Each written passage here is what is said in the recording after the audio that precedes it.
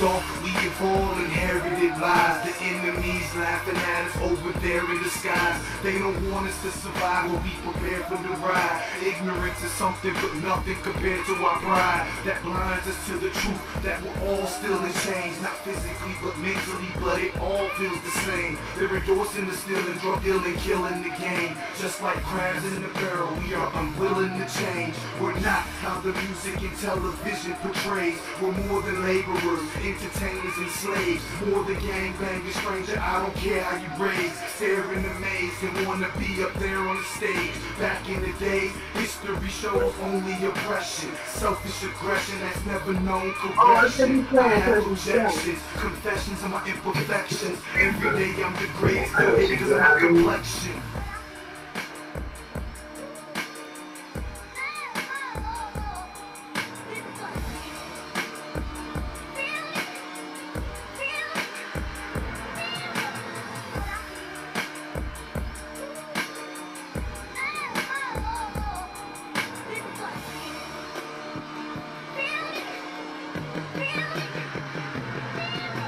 The 13th Amendment didn't free our people. It never even intended for us to be as equals. Get emancipated but only transferred us to be legal. Using these terms to deceive people or just to be evil. You're thinking no more slave masters cracking the whip, right? Now you're paid minimum wage, trapped in a fish fight. Never prosperous, always lacking a rich life. Act up, you'll have them chains slapped on your wrist tight. Some may get offended on my word, may get mistook, but in this misguided generation, knowledge is for soap. It's true if you wanna hide something, put it in a book or a preface, cause that's where we would and begin to look. I'm not black hardly, cause that's the color of a Sharpie. Our beautiful skinned women are trying to portray Barbies. Yahuah guard me, no weapon formed against me shall harm me. And it doesn't matter if you bring in an entire army.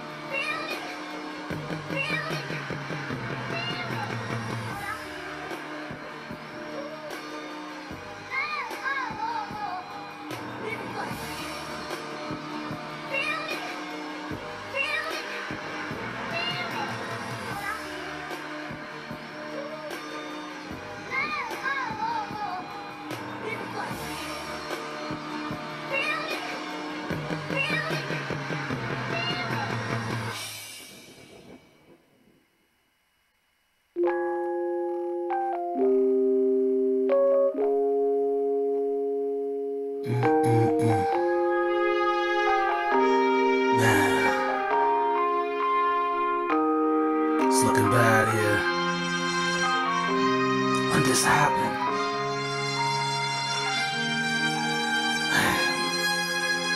Yahusha, when you coming back? How'd it get so bad? Delusion of freedom is leaving and it's getting away so fast. Conclusions creeping up on this place and it's coming in with a blast. How we become so despicable, a bunch of selfish individuals. At best we just miserable brats, and it makes me sad.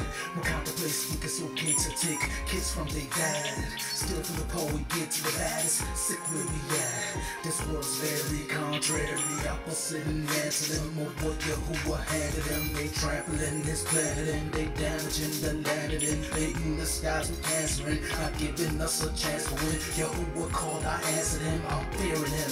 Hold him out and declaring his good news to those that's hearing him. He's sealing them, the wicked he's revealing them. The sickness he is healing them. Yes, he is very real, and when you believe you will hear from him. He's calling those that's seeking him with all they being in, hearing and receiving him in true love and believing him. I'm leading him on his name, and he'll draw you to Yahusha. Call his name, call his name, call his name.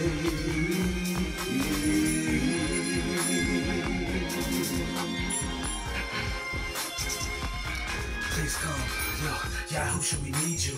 We Please come and get your people. We are but just a remnant that's strengthened by what you speak to us. We need you leading us, keep feeding us, keep leading us and teaching us, increasing us until the day we be with you. It's dark folks here ain't seeing ya. Most think that they believe in ya. Don't see that they deceiving, just continue with that heathen stuff. But I'ma keep speaking cause there's only just one truth. All those doctrines, denominations are all so far from you. You knew it's all from the womb. I'll seek you until the tomb, hoping that you coming soon. And one reason ain't doom and gloom, but in this darkness we need your light to guide our path and be our light. Guide my words and what I write so we don't Proverb 11:9. Yahuah, go ahead, use me. Whatever your plan, include me. There's nothing I'd rather be doing. There's nothing else worth pursuing. I'll be seeking your face all the way until the day I'm in your presence. When the heavens come to this place and you stay, I pray. Come on his name, Yahuah. He'll draw you to Yahusha. Call his name, call his name, call his name.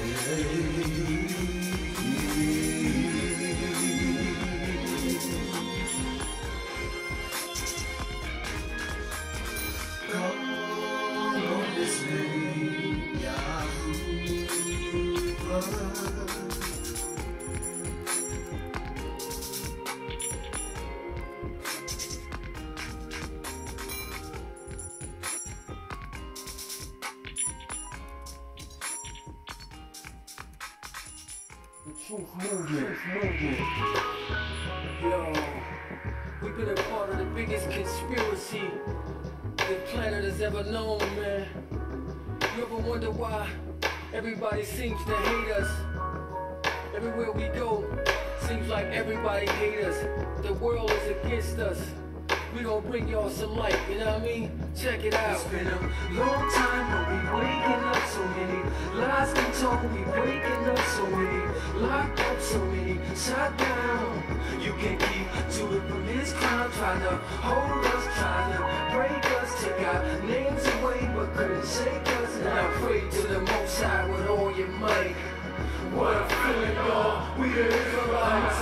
Lie to us, Christians lie to us. Read the Bible, the history is tied to us. Nobody ride for us, Messiah died for us. Ask the saints, all of them cry for us at last. The truth has finally come out, we the people of the Bible. This is no doubt, can these bones live? I am living proof and baffled why my people hate the truth. False religions, false idols, false titles. This is truth music, not elementary recitals. Feel this, y'all, get close to the speaker. The word strengthens me when I'm feeling weaker. Let it sink down deep, deep into your mental. Truth get so hot it overheat. Instrumentals, we from the big cities plus the big lights. What a feeling, y'all, we the Israelites. Long time, but we waking up so many lies been told, we breaking up so many, locked up so many, shut down. You can keep to it from this crime, trying to hold us, trying to break us, take our names away, but couldn't shake us. Now pray to the Most High with all your might. What a feeling, y'all, we the Israelites. Picture 400 years of slavery. The same people had a lifetime full of bravery. Hung in trees just like the Savior. Had to pick up the pen and put the truth down on paper. And if you don't believe me, check out the script. Deuteronomy 28 and 68. That's the tip on who was brung to the U.S. on slave ships. Learn real history, not these BS heretics, governments, politicians making satanic decisions. Walt Disney turning kids into magicians. But now truth is coming out in these last days. Put your strong drink down and throw away your haze. Plagues, don't worry, the Most High will bring them. You wanna know whose address is on the kingdom? We from the big cities plus the big lies. What a feeling, y'all, we the Israelites. Long time, but we waking up so many lies been told, we breaking up so many, locked up so many, shut down. You can keep to it from this crime, trying to hold us, trying to break us, take our names away, but couldn't shake us. Now pray to the Most High with all your might. What a feeling, y'all, we the Israelites. Sit back, thinking deep like the pit. Man, this Israelite thing is really it. Mind blowing, who knowing, try to stop me from flowing. Red or green light, I just keep on going. I quiet, I'm like a church mouse that's tiptoeing. My brothers live in falsehoods, they not knowing. Think we niggas, think we black Americans, Democrats or Republicans. Pledge allegiance to fraternity, burn eternally. Tell them the truth, my folks quit to turn on me. They still learning me, my family is concerning me. I got a flow that's just straight up be owning me. But Satan got it twisted, I'm back, y'all don't miss it. They call me king, but my hand, you don't kiss it. We from the big cities, plus big lights. What a feeling, y'all, we the Israelites. Long time, but we waking up so many lies we told, we breaking up so many, locked up so many, shot down. You can keep to it from this crowd, trying to hold us, trying to break us, take our names away, but couldn't shake us. Now pray to the Most High with all your might. What a feeling, y'all, we the Israelites. Truth music, the truth movement. This is truth music, the truth movement. This is truth music, the truth movement. This is truth music, the truth movement. This is truth music, the truth movement. We the Most High's chosen people. This is We truth gotta wake music, up and act the like truth you, man. movement. Pull your pants up, man. This is Sisters, truth y'all gotta music, cover the yourselves. truth movement. It's not the way of the Most High. This is We the truth chosen music, people. the truth movement. What a feeling. We the This is truth Israelites. music, the truth The movement. Messiah was black, man. Moses was black. This is truth music, the truth movement. We gotta reverse the curses. This Y'all is feel truth me? music, I want y'all to get close to the speaker. Song with me. Focus and energy on the Most High, man. truth movement. He said the other nations is nothing but spit to him. Spittle. This is truth Ain't nothing music, call him a no people, man. And we gotta be a light to the Gentiles. truth music, Y'all feel me? movement. I'm transparent, man, when I'm on this mic. When I'm doing music, man, you can see my soul, my spirit. Everything, man. I lay it on the line for y'all. You know what I'm saying? Oh, This is truth we the music, children of Israel. The Most High's chosen people, man. Oh, zone out with me. Zone out with me. This is Focus on the Most High. truth movement. Lord of Messiah. Follow the Messiah. Follow the Messiah. Follow the Messiah. Follow the Messiah. Follow the Messiah. Follow the Messiah. Shalom to you, Mashpaka. It is great to be here with you today. I'm going to play one more song and then we're going to get started. I have a lot to bring to you today as by way of updating everyone on where we are. And so it's been a little while. It's been a while since I've seen you. It's great to be here. Great to see each and every one of you. Truly, may Yahuah continue to barak us and to strengthen us and to keep us. And may we continue to seek Him with all our hearts. I don't know if you could tell from the line of music that I'm playing here, but you know, it's for me it's a time of reflection and encouraging myself, and then hopefully encouraging you and reminding us of who we are, and reminding us of Yahuah's commitment to His people. That's what our lesson is about today as we continue in the book of ZakarYahu. I've titled our lesson, our study for today, The Last Great Hope. And so this is just a continuation from where we left off last time, where we asked the question based on our study from the book of ZakarYahu, chapter 7 it was. We asked the question, should we fast or should we feast? And so we got the answer from the scriptures on that. But today we're going to continue in that same vein, but now we're going to chapter 8, which is where now Yahuah kind of turned the page a little bit, and so we're going to deal with that, the last great hope. But before we go into that, and before I update you on what's been going on in our lives here, in our household, which a lot has been happening. But before I update you on that, I'm going to go to one more song. Okay, I'm going to go to one more song, and then we're going to get into our fellowship for today. Once again, I want to say shalom to each and every one of you. It is indeed a baraka to see you today.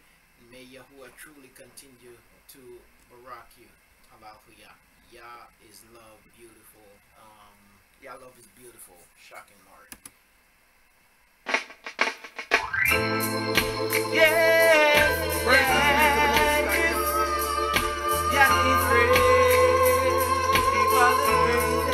I'm singing you a shocking Lord. Praise thee,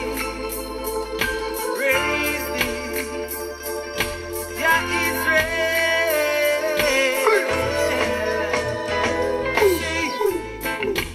Yah love is beautiful. So beautiful. Yah love is wonderful. Hey, Yah love is beautiful.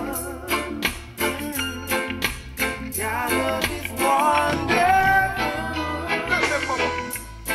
When the Israelites rejected Yah covenant, breaking the laws and statutes, then we went into captivity for lack of knowledge. Wake up, Israelites, come back to your senses. Yah love is beautiful. So beautiful, yeah. Yah love is wonderful. So wonderful, you know. Yah love is beautiful. So beautiful. Yah love is wonderful. Yo, the message of little them a chant and a sing. Isaiah to remind you, don't give out the warning. Flower shine, yo, and give everything. Want about the last Moses bring. Israelite, repent from all them sins. I love the most high deep within. Away with all those small doctrines. Papa said, but he saw systems.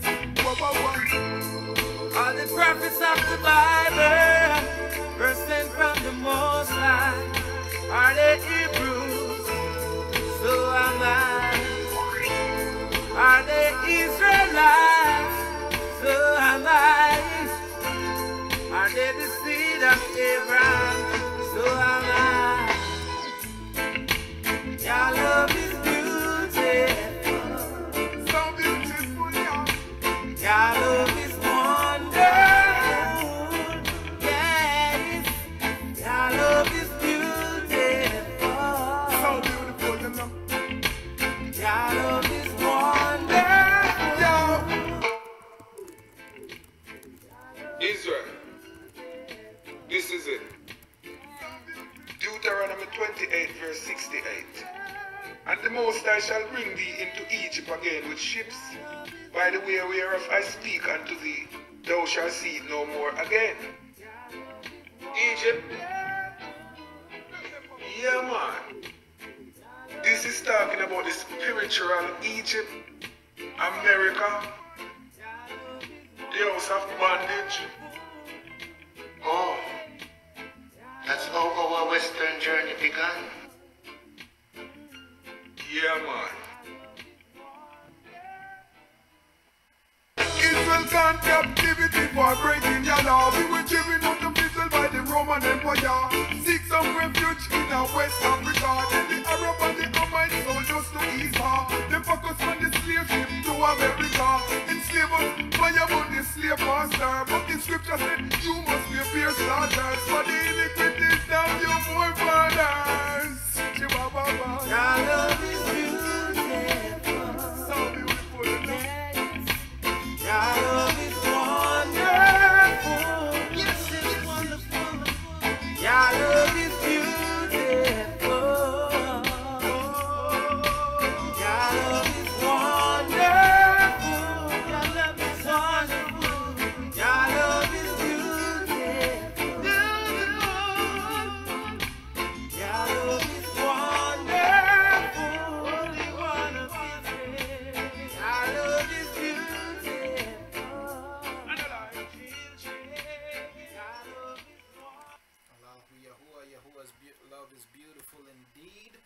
Once again, I want to say shalom to you, Mashpaka. Great to see you, and it is indeed great to be here today. I want to begin today as we prepare to begin our fellowship. I want to begin by reading from the book of Tehillim, chapter 56. That's Tehillim, Psalms, chapter 56, and it reads, "Show me favor, O Elohim, for man would swallow me up. Fighting all day long, he oppresses me. My enemies would swallow me up all day long, for many are fighting against me, O Most High.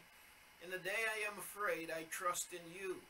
In Elohim, whose word I praise. In Elohim I have trusted. I do not fear. What could flesh do to me? All day long they twist my words. All their thoughts are against me for evil. They stir up strife, they hide, they watch my steps as they lie in wait for my life. Because of wickedness, cast them out. Put down the peoples in displeasure. O Elohim, you have counted my wanderings. You put my tears into your bottle. Are they not in your book? My enemies turn back in the day I call. This I know because Elohim is for me. In Elohim, whose word I praise. In Yahuah, whose word I praise. In Elohim I have trusted. I do not fear. What could man do to me? On me, O Elohim, are your vows. I render praises to you, for you have delivered my life from death, my feet from stumbling, that I might walk before Elohim in the light of the living. Halayhu Yahuah. Praises to Yahuah. Once again, Halayhu Yahuah, we give you thanks and praise for this time and for this opportunity. We praise you, Yahuah, that you have been good to us. You have been committed to us even when we have not been so committed ourselves. Yahuah, there are times when you feel distant, when you feel far away from your people. And we have that reassurance that even sometimes when we can't feel you, even when it feels as if you're not there, yet you are very present, and a very present help in the time of trouble.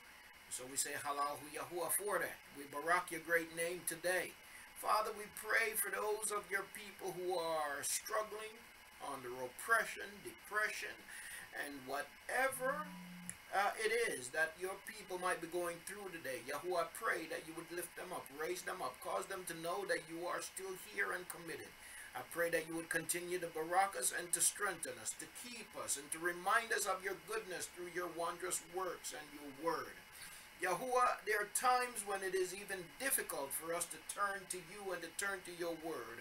But send a sign to your people. Cause them to know that you are present and that you are here. Keep us, Yahuah, in your way and in your dabar. May you give us strength today through your word. Barak every household represented. Barak your people wherever scattered, and let your word reach them. Let it empower them. Let it touch them. Let it speak to their hearts and to their situation. Let it speak to their condition and let it bring life. Do this, we pray, Yahuah. Halayhu Yah, in your great name. Amen. Halayhu Yahuah. Praise Yahuah. I want to say shalom once again to you all, Mashpaka. I'm having some trouble sharing my screen. I'm trying to actually put the scriptures on the screen so the family on YouTube can see it, and on Facebook and so on. But I'm having, well, you know what happened in the midst of everything else, I had some trouble with my computer the other day. So let me start here this morning. I had some trouble with my computer the other day where certain files wasn't working. I couldn't access certain files for some reason. And so the resolution that the computer suggested was that I reset the computer. And in the process of resetting, I would lose apps that I've downloaded to the computer, but I'd be able to go back and reinstall those apps. And so I went through the process of resetting the computer, and I did that, and I was able to regain access to the files that I was unable to access prior to resetting the computer. And then I had to re-download all the apps. So like the app that I use for broadcasting and different apps that I use on the computer, I had to re-download them, and I haven't downloaded all of them again yet. There's still some of them that I still have to get to. But in the process, this app that I use for broadcasting, I had to reinstall that on the computer. But because it was taken off the computer and now I reinstalled it, there are certain things that I had set in the app, certain functionalities that I no longer have, and I don't remember right now how to set it up. I have to go back and do some research to figure out how to set it up the way that I had it before. So for example, where I'm able to share my screen so you can see the scriptures and so on, I can't do it at this time because of that reinstallment that I did, and I lost the settings. So I was here throughout the music trying to fix it, but I wasn't able to get it done. So Yahuah willing, for the next time we come together, I'll be able to share the screen, and you'll be able to follow along on the screen. I am able to share certain things on the screen, things that I put in the app, but as far as following along in the scriptures, I can't do that. And so I want to apologize to you for that. If you are on Zoom, you should be able to see my screen nonetheless. I am currently sharing my screen on Zoom, but then again, I have to check to make sure that I'm sharing the right thing there too. You might only be able to see one thing, so I'll have to make sure that I change that setting in Zoom also. Let me take a moment before I go any further just to greet everybody. Family, it is truly great to see each and every one of you. I want to say shalom to my Yakut Adelaide. It is wonderful to see you, Akut. To my Yakut Joan, I want to say shalom to you, family. Family, I want to say Toda Rabbah to you for your thoughts, your prayers, your support. You know, your words are very important. They mean so much to us. I want to say shalom and Toda Rabbah to each and every one of you today. I know I've been on social media a whole lot lately. I've put a couple posts up there and I haven't followed up. You know, my mind been going at I don't know how many whatever per second, you know, but it's just been quite a bit going on, and there are some things that has transpired that I didn't share on social media. Didn't have the time and didn't feel like it either to share it there, but I'm going to share some information with you today, some things that, you know, have transpired. But I want to say shalom to my Akut Teleshia also, and also to Aki Yahu. It is wonderful to see you, Aki, to my Aki ZakarYahu Warrior ZakarYahu. It is great to see you, Aki. And also want to say shalom to my Aki Damon, and to your lovely Asha and the baby. I want to say shalom, Aki. Great to see you all, family. Great to see you. To the family on YouTube, I want to say shalom to you also. Let me just turn my attention there to YouTube, and also to those listening on Facebook whose name, well, I'm not seeing Facebook because I don't want to open up too many windows. It'll slow us down. But to the family who may be listening live, watching us live from Facebook, I want to say shalom to you today also. I want to say shalom to Akut G. Wonderful to see you, Akut. As always, to Akut Anitra, the same to you, Akut. To Akut Vanessa Yahuah Child, I want to say shalom to you, and to Akut Gail Tillman, I say shalom. Wonderful to see you all, family. And to those listening and watching whose names are not represented on the screens, we say shalom to you. Wonderful to be with you today. May Yahuah truly barak this time. Hallelujah. All right. Now let's get a few things out of the way before we get to the scriptures. So, family, you know, one of the things, by the way, I want to apologize. I want to apologize for last week. Last week I had a sudden death. I had a distant aunt. Not so distant, but, you know, not so close either. One of my uncle that died last year, for whose funeral I went to Jamaica,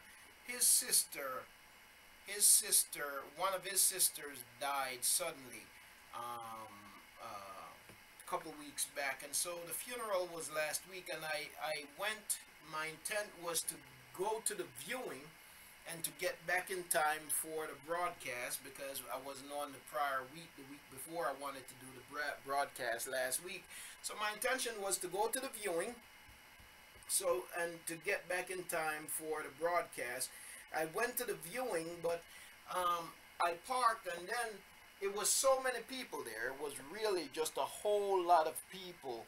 It was a packed funeral, and when I parked, ended up getting backed in, So when I got ready to leave, yeah, got cornered. So when I got ready to leave to come to start the broadcast, I wasn't going anywhere no time soon because the car was totally blocked in. So I had no choice but to stay there. And so I wasn't able to get on, and I wasn't able to post a notice on Facebook, even though I hadn't posted a notice that I was going to be on either.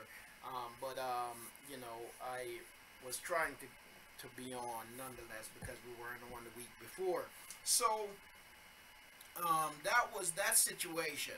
That was that situation for last week. Now, you saw on Facebook where I told you about that situation with our son, where he was arrested and was being not just accused, but being charged with attempted murder along with other charges. And that just hit us out of left field. Since then, they have released him due to a lack of evidence in the case, is what I would assume, because they certainly didn't do him any favor. They wouldn't do him any favor if they had the evidence against him. So they had released him, but in releasing him, what they did was they put him on a bracelet. So the only thing he can do, he can go to work and come home. Or if he wants to do anything else, he's got to contact them and then give him the okay. So they released him. They didn't drop the charges against him. So now he's got to go to court to fight to have the charges dropped. So, and you know, that's another fight for you know, a later date, but in not so later date. That'll be coming up pretty soon also. You know, what I was told about that situation was that because he had a public defender, you know, defender representing him initially, what I've been told is that if he had a private attorney and they didn't have the evidence against him or whatever, the very fact that they released him without even setting a bail for him, no bail was set. The fact that they released him showed that they didn't have anything to continue to retain him. And if he had a private attorney, then the charges would have been dismissed right away. But we were relying on a public defender, and so, you know, it goes with the system, right? So now he has to fight to fight. He's got to fight a case. All right. While we in the midst of getting that news, so on the same day that we got the news that our son was locked up, being charged with attempted murder, my wife and I, we had gone to the police station and to try to get some information on what was happening. We went to the police station, couldn't get much information, walked back into the house, and as soon as we walked back into the house, the phone rang. And when the phone rang and we answered the phone, our other son was on the phone, Michael, and he was calling us from the back of an ambulance. And so we were trying to figure out what happened. He said he was in an accident. Somebody ran a stop sign and hit his car. I'm gonna put if I can find them here. Where is it at? Okay, I'm gonna put some pictures up on the screen. Okay, so got a call. He was in the back of an ambulance being taken to the hospital. Somebody ran a stop sign and hit his car. Hopefully, I'm about to share some pictures with you. Hopefully you can see them. Family, give me just a second. Okay, somebody ran a stop sign and hit his car. And so this is what the car looks like. Okay, these are some pictures of the car. I have one more picture. I'll put it up there as soon as I can find it. Alright. Now, from the looks of the car, of course, he was taken to the hospital. He had to get several stitches on his face. He had a classmate with him who was in the car also, who had to get some stitches also. The car has been totaled. The insurance company totaled the vehicle, but when you look at the when you see the damage and how badly damaged the vehicle was, the car was, he really should be in terrible shape. He really should be banged up or even dead. So the car is totaled. So that was another situation that came up in the midst of that, of all of that. And, you know, we've been working through that. And so it kind of felt like an Ayub moment there for a little bit, you know. Still kind of feel like it. But he's doing, considering everything he's doing well. And so, you know, those were some of the things that have kept us busy over these past week or so, family, or a couple of weeks. You know, and so that's one of the reasons why you haven't seen or heard much from me. A lot has been going on. A lot of craziness continue to happen in the world, besides everything else, you know. But in spite of it all, Yahuah is good. He is great. And you know, family, sometimes we go through different things in life, and sometimes you ask, where are you at? Where are you at, Yahuah? You know, as people of the book, especially as people of the book who feel, you know, who knows, when you look at our history and when you look at our current condition and when you look at our current go through, I don't know about you, but let me speak for myself. I gotta be honest with you. Sometimes I ask, are you really here? You know, are you really there? I don't know how that might sound. I'm supposed to be, you know, upholding the bar and teaching his word, and I'm not wavering, right? But sometimes it can get you to the point where you ask, man, when you see the injustice that goes on, when you see you know, your people being shot down in the street. I don't know if you saw or heard about that young man in Louisiana recently, where he wasn't doing anything, really. Cops accosted him, and he ended up dead. They determined it to be an homicide. He was choked to death by a police officer.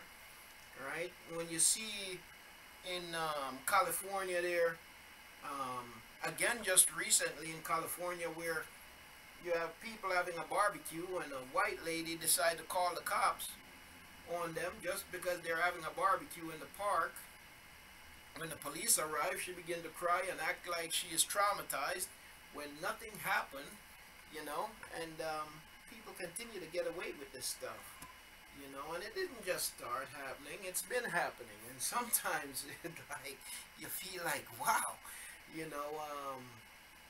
And then you have your own personal stuff, right, that comes up and that you're dealing with, and you say, Yahuah, are you really there? You know, am I just believing some more stuff that they fed me? You know, we ask. Well, I can't speak for everybody, but I ask these questions. Sometimes I'm compelled to ask these questions. You know, I'm sorry, I'm just being brutally honest. You know, but we got to go back to his word, and that's where we're going today. You see, that's where we're going today, because his word does give us the answers. You see what I'm saying? Ayub, when he went through, he asked the same questions. You see, I mean, in one night he lost all of his children. In a matter of a few days, he lost everything that he had. You know, and he was afflicted. His health was in bad shape, and he was terribly afflicted. You see, and so he got to a place where he began to ask questions. You see, he began to question the very existence of Yahuah. You see, and then Yahuah had some questions for him, you see, that he could not answer. And certainly that is the case when we question him, and he began, and you know, he brings these questions to mind for me anyway, concerning his greatness, and I have no answers for them, you see. And so, you know, family, I want to encourage you, as I encourage myself, that no matter what it is that you're going through, stay strong.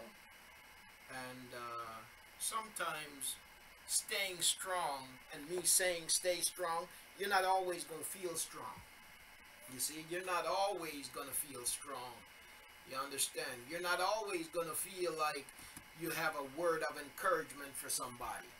You see? I tell you, sometimes you can get in a place where you don't even feel like you need a word of encouragement. I don't know about you, but I'm going to speak for myself. You see, sometimes when you're going through, when difficult times come, sometimes you don't want to talk, you don't want to hear, you don't want to do nothing. You see, I'm sorry, but I'm just being honest here this morning, because in a short time, I have some of those go-throughs. You see what I'm saying? I have some of those go-throughs. You don't want to hear the encouragement. You don't want to hear that he is good and he is, you know, all of that. Sometimes it's hard to talk to him. Sometimes it's hard to read his word. Sometimes it's hard to meditate on him. Sometimes it's hard to focus because there's so much going on, and it feels like you're being hit from the left and from the right. And you're wondering, okay, Neil, and you're questioning yourself. Now, what did I do? What did I do to bring this on? You see what I'm saying? And all of this stuff, you go through all of it. But you know what? The fact of the matter is that Yahuah is sovereign, that he is great. He is our deliverer, and he is our last great hope. And so, family, today, that is where we're going. You see, we're looking at the scriptures, because when we look at our condition as a people, when we look at the things that we continue to go through as a people, when we see the injustices that continue to face our people, and when we see that we're a people that have been oppressed for a very long time, sometimes it can feel as if there's just no hope and there is no way out of this, and nothing is going to be what we think and what we have heard and what we have read that it will be. You see, but in spite of it all, it's important for us to remain humble and to remain patient and to remain seeking. And sometimes seeking simply means to stand still. Sometimes you don't have the strength to go digging and trying to find anything. But it don't mean that you're still, you see, I'm yet holding on. You see, sometimes you just got to hold on. Sometimes you just got to hold on. Don't take another step, you know. Don't take another step. Just stand still and hold on, you know, because the ground down under you might be moving. You see what I'm saying? It might feel as if you're on a ship in the midst of a terrible storm, you see, and if you take another step, you just might keel over. When you feel like that, stand still, hold on. You don't have to, you know, pretend to be Mr. Strong or Mistress Strong, and as if you have it all together. We don't always have it all together. You see? We don't always have it all together. Yeah, you understand? Again, I can't speak for everybody. I know I don't always have it all together. You see? But we're going to go to the bar today, and family, it is my hope that his word will strengthen us and reassure us and remind us of his greatness, okay?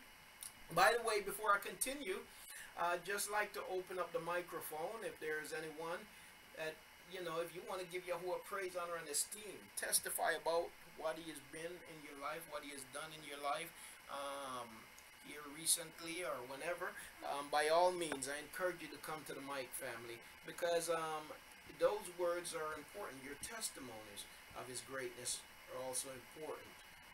As iron sharpens iron, so does the presence, the testimonies of a man's friend. And you see, so you know, I want to encourage you, family, today, if you would like to come to the mic and just give Yahuah esteem for his greatness and what he has done in your life, by all means, I want to encourage you to do so before we get into our study for today. I want to say shalom to my ZakarYahu. Also, I believe I saw where somebody greeted Akut Shar. Yes, I want to say shalom to Akut Shar.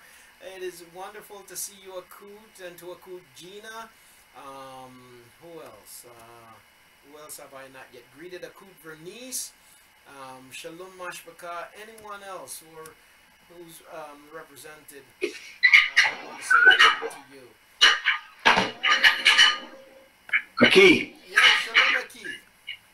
Shalom to you, Aki. Shalom, Mishpachah. Yes, it's been a while, and just my heart is heavy for you, Aki, and all that you go through. And I pray that Yahuah deliver you and your bayat through this trying time that you're going through. And we lean on Yahuah for our strength and our deliverance, as we know. You know, it's just sad.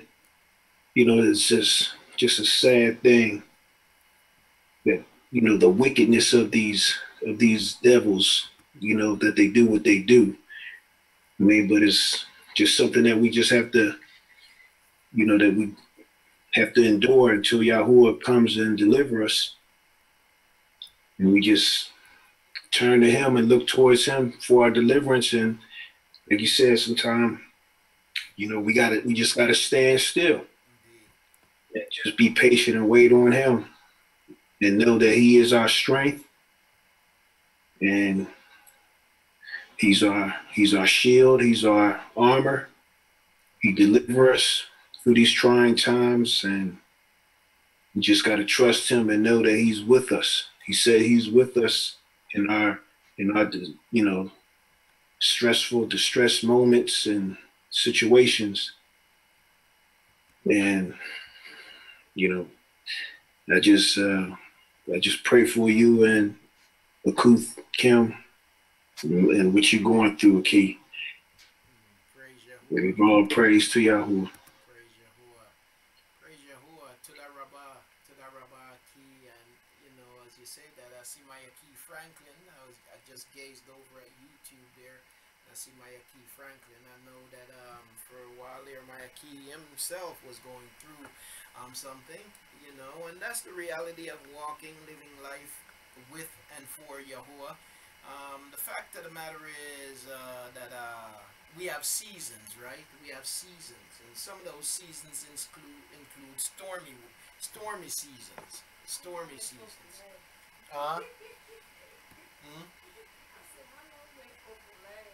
Yeah, you know, my Asha said, how long is that supposed to last? Because sometimes it can feel like you're always in the storm. But the reality is that Yahuah does give us rest in the storm. He does give us rest in the storm. So the storm don't last always. There are times when there is shalom.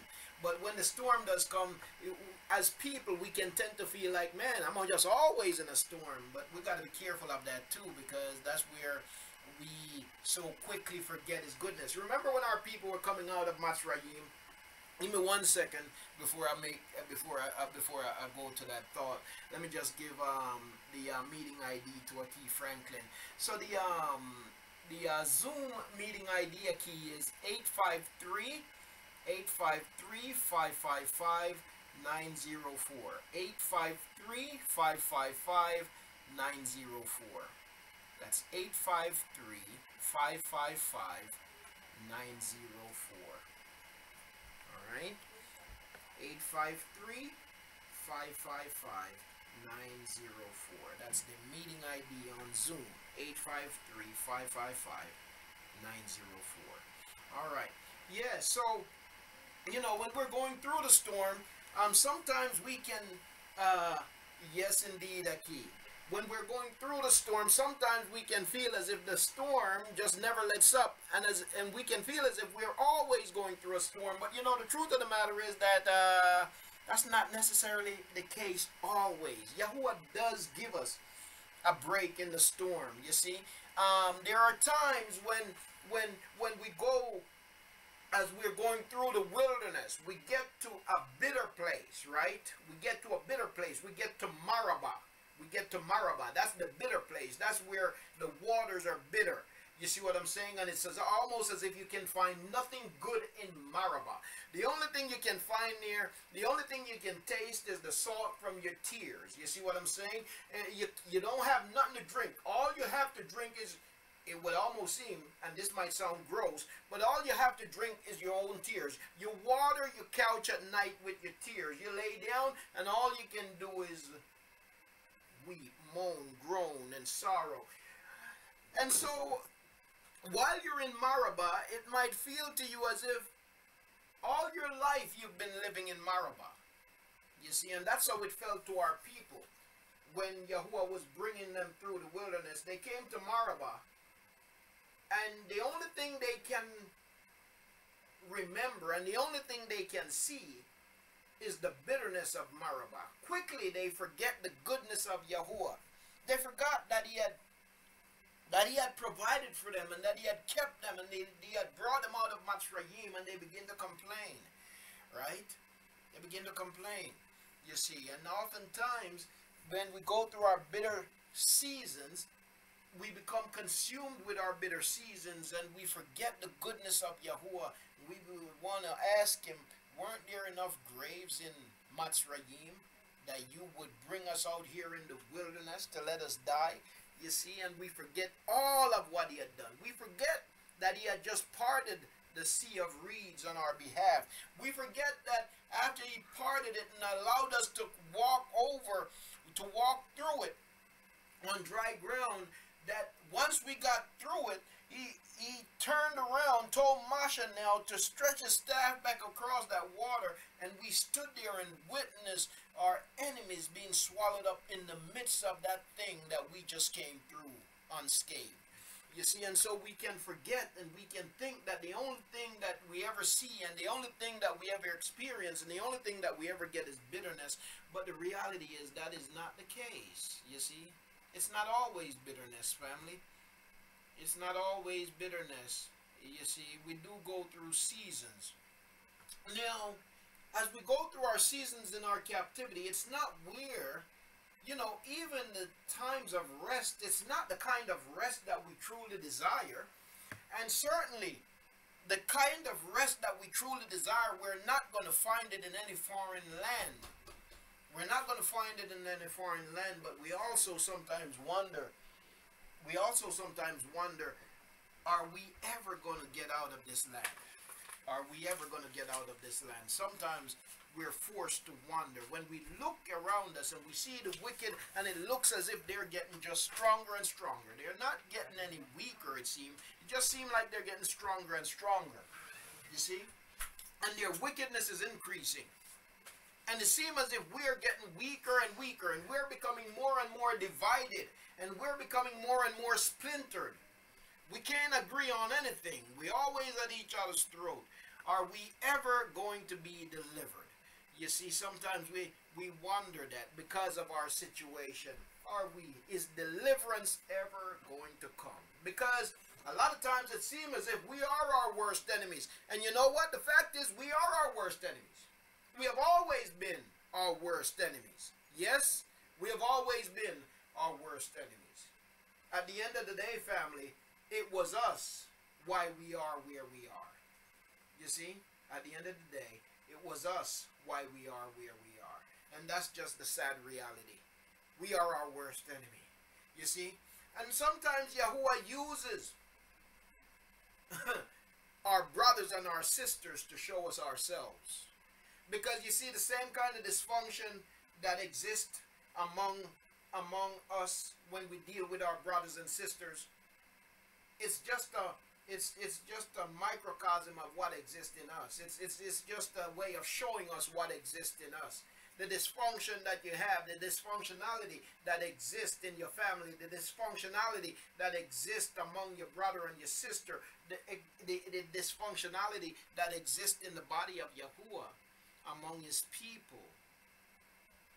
Ultimately, the dysfunctionality comes down to individuality. You see, so individually, as a people, we are dysfunctional. You see. But it's okay. We're not going to be there always. We're not going to stay there always. But because of that dysfunctionality, sometimes we wonder, are we ever going to be delivered? And then we think about the fact that, you know what? My great-great-great-grandmother was hoping that her deliverance would come someday soon. And thought and believed that her deliverance was going to come someday soon, right? And then she died, and it never saw it. Her daughter came along, her son came along, and they hoped that it would be in their generation, or at least in the next generation after them, and they didn't see it. You see? Couple generations, few other generations went by thinking that it's going to be soon, and then come our generation, and we say, well, yes, it's got to be this generation. It has got to be our generation. And then we look, and as we wait and we hope, we see just a repeat of the aggression, a repeat of the injustices, a repeat of the oppression, you know, all of that stuff. And then we find ourselves wondering again, is it ever really going to come? And so today, Mashpaka, we're going to the book of ZakarYahu, but again, before I go there, I just want to make sure if there's anyone else, before we go there. Title of our study for today is, I should say, Our Last Great Hope. I did title it The Last Great Hope, but I should say Our Last Great Hope.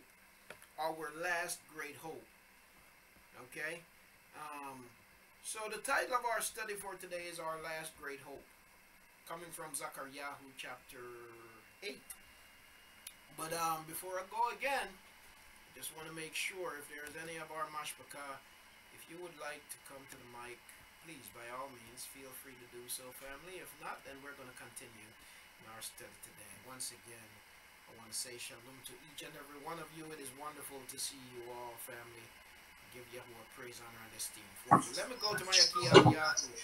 Al-Yahu, I'm sorry. Please go ahead, Aki.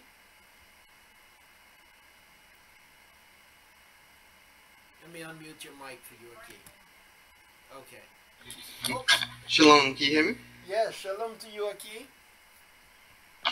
Shalom, and once again, like always, I'm always grateful and just saying to Yahuah for just allowing me to wake up to see another day, and yeah, you're right, Aki. It's just like be questioning and be like, man, because I think like a few days ago I was like, man, Yahuah, I'm just tired. I guess like any of us, majority of us, we're tired. You know, hard work, running to and fro, doing things, dealing with family issues, dealing with people issues and everything like that. It's just like a continual circle, dealing with the injustices, being upset about this, wanting to beat somebody up and tear somebody's head off for this. Is like, man, it's just like you just going, feel like you're going crazy. It's like, man, it's like, when will when will the madness stop? Yeah. And it feels like getting back to our home, Yasharal, is taking forever. Yeah. It's taking forever. I'm like, man, it's like, but like always, all we can do is just lean on Yahuah and just continue to strive day by day and work hard, continue doing what we've been doing, and just stand strong.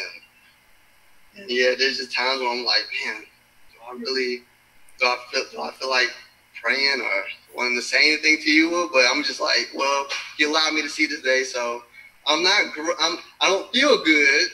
I don't feel good about some of the situations, but I'm like, well, to the Yahuah for just allowing me to just go through it and be alive to get through it, because, hey, I guess some people, like they'll say, you can be in a worse situation than you are now.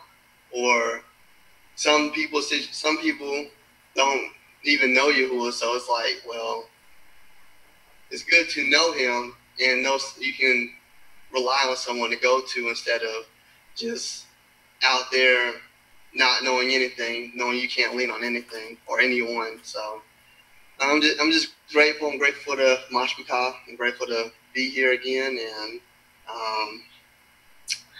shalom, and I'll look forward to the lesson. Yahuah, praises to Yahuah. Toda for sharing, Aki, and you're so absolutely right. And you know what, family? I could sit here today and I could sound so down and sound like it's so, and I'm going through so much and it's so bad. But you know what? There's a whole lot of good going on also. And I'll give Yahuah praise, honor, and esteem for that. And I'll come back and I'll share some of the goodness of what Yahuah is doing in our lives. But let me go to my Aki Amar Yahu very quickly.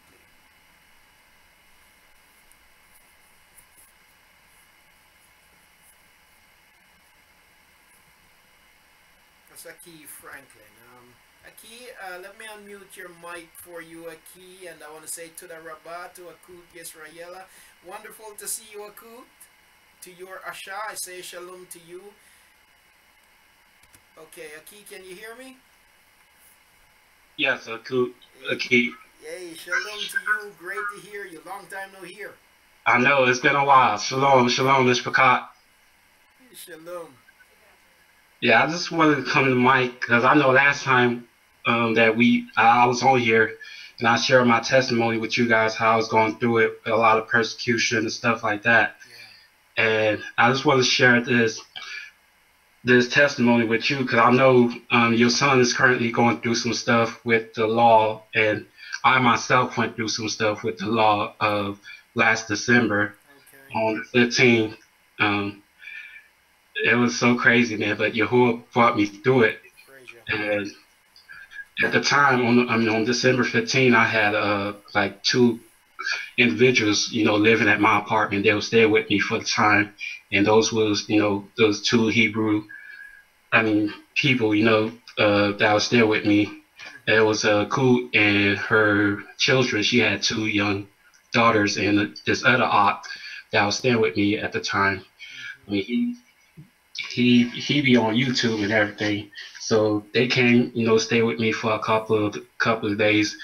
And one day, I went to work and came back home one Friday afternoon, and they got into a dispute. I don't know what happened throughout the course of the day where they got into a dispute between the 2 of them. So which led my neighbors to call the cops, because they hear the dispute. They was yelling at each other, and there was a dispute between the 2 individuals. So the cops were called. So when the cops came over the house, and they spoke with both parties, and they spoke with them, and they asked the guy to leave. And as they asked the guy to leave, the whole situation was just a whole mess. So they asked the guy to leave, and they asked him to gather his belongings and leave my apartment. But as he was leaving, I was helping him, gather his stuff, because he's a musician. He had a guitar and piano that he had at the place that he usually travel with it. So as I was helping him gather his belongings, the cops was talking to him, asking him that he has to leave. And I was telling the cops that, why should he have to leave? Because he's my guest. Why they're asking him to leave? Because they just got into a shouting match. There wasn't anything physical that took place. They were just yelling at each other. And the neighborhood, the apartment that I stay in, it's known to be quiet, and you have a lot of, Caucasians who live here. So when they hear, to say at least 2 black people arguing, a man and a woman arguing, they automatically assume it's a domestic, dispute that's going on between them. So they asked the guy to leave, and I told the cops why. He was my guest. Why should he have to leave? So, and there was so much going on, and I even have the recording of this entire situation take place, because they was asking him to leave, and I was telling the cops, there was two of them, and I was telling the cops, why should he have to leave when really, I mean, there was nothing physical that took place. Why should he be asked to leave? And they allowed the female to stay in the apartment. So I was helping them moving stuff inside his car. So the cops was like, they were conducting an investigation, and I was obstructing the investigation. All I was doing is talk to him and let him know that this is what happened, and I live here, and they were staying with me. Why should the guy be asked to leave? So he was telling me, oh, go back to my apartment, and I was like, I'm not doing anything wrong. And he was like, they were conducting an investigation, and I was obstructing it. So as he told me to go back to my apartment, I was getting ready to walk away. It was a young cop. I guess he felt that big and bad. So as I was walking away with my back turned to him, he shoved me. That's when I turned around and look at him and turn around and be like, and ask him, why did he put his hand on me when he shoved me in the back? And I turned around with both of my hands up, and I asked him why he didn't have to shove me, because I was walking away from the scene, going back into my apartment. So that's when he trying to shove me a second time and trying to put his hand on me, and I went to slap his hand down. That's when he began to get aggressive, and he started wrestling with me and threw me on the ground, and they got on top of me and had my face on the ground and arrested me for obstructing their investigation, as they would say, which there was no investigation going on at the time. They were just waiting for the guy to leave. So, and my friend, the guy that I was leaving, he recorded this on video, and I was charged with 2 counts of, a battery on law enforcement officer and resisting arrest with, aggravated resisting arrest. So they had these 2 charges against me. So they ended up taking me to jail that night. And I was there for the entire weekend, and they set a bill that was like my bill that night. They set up the bill that was $4,000. And at the time, I had another friend of mine that I knew, and I spent maybe like 3 days in jail that entire weekend. So this happened on Friday night. So I was there from Friday night to Saturday and Sunday. And mind you, I had to go to work that Monday, and I was in there, and I didn't have to, at the time, I didn't have to, once you've been booked over the weekend, you have to wait till that Monday to go to the court hearing and trying to get a bail. So lucky for me, I had left my wallet and my work bag, because mind you, this happened when I came back from work, and I usually leave my wallet and my work bag, so I left my wallet at home. So I made a few calls to one of my buddies that he didn't live with me, but he was in the area. So I told him to go back to my apartment, because the young lady had stayed at my apartment, but the guy had asked to leave, so he left. So he went back to my apartment. I told him to go inside my wallet. I do have a credit card in there, so you could, use my credit card to bail me out and everything. So he did that, and he bailed me out that Sunday night. And mind you, and they was trying to, those were some strong charges that they were charging with aggravated assault on the law, battery on the law enforcement officer, which I didn't even put my hand on him. I was just defending myself at the time, because I was walking away from him. He shoved me that's when I turned around, both my hands up, telling him, why did he put his hand on me? He didn't have to. And he tried to shove me again. So I had the entire thing on video and everything. So I hired a lawyer, And the lawyer take a look at the video, and he's like, "You didn't see anything that I did wrong on my part. I didn't resist. I didn't do anything." So, I hired a lawyer, and the lawyer filed. I mean, he made a few calls, and because he knew this district attorney, I guess, he made a few calls to the state, and they ended up dropping those charges because those evidence, those charges that they were bringing against me didn't stand a chance because I didn't do anything wrong, and I had it on video the whole time. Yes. And I could understand what your son is going through, being accused falsely for something that you didn't do, when you know for sure you didn't do it, and they're bringing this false allegations against you.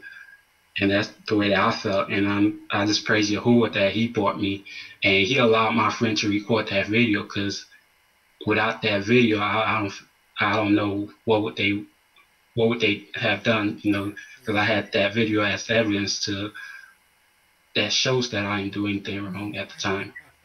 Praise Yahuah. Praise Yahuah. Allahu Yahuah. I have a 16-year-old cousin that's going through the very same thing that you went through right now. I'm gonna let me mute the mic real quick. You mute your mic. I'm getting some feedback while I explain what happened. Okay, so my 16-year-old cousin, his dad is an officer. His dad is an officer in the prison system. Okay, he's a they call a CO, prison guard, correction officer. They moved out of the hood. They moved to this to an affluent neighborhood, a white neighborhood, and he bought a house in that neighborhood. Because trying to get his kids out of the environment of always fights and being influenced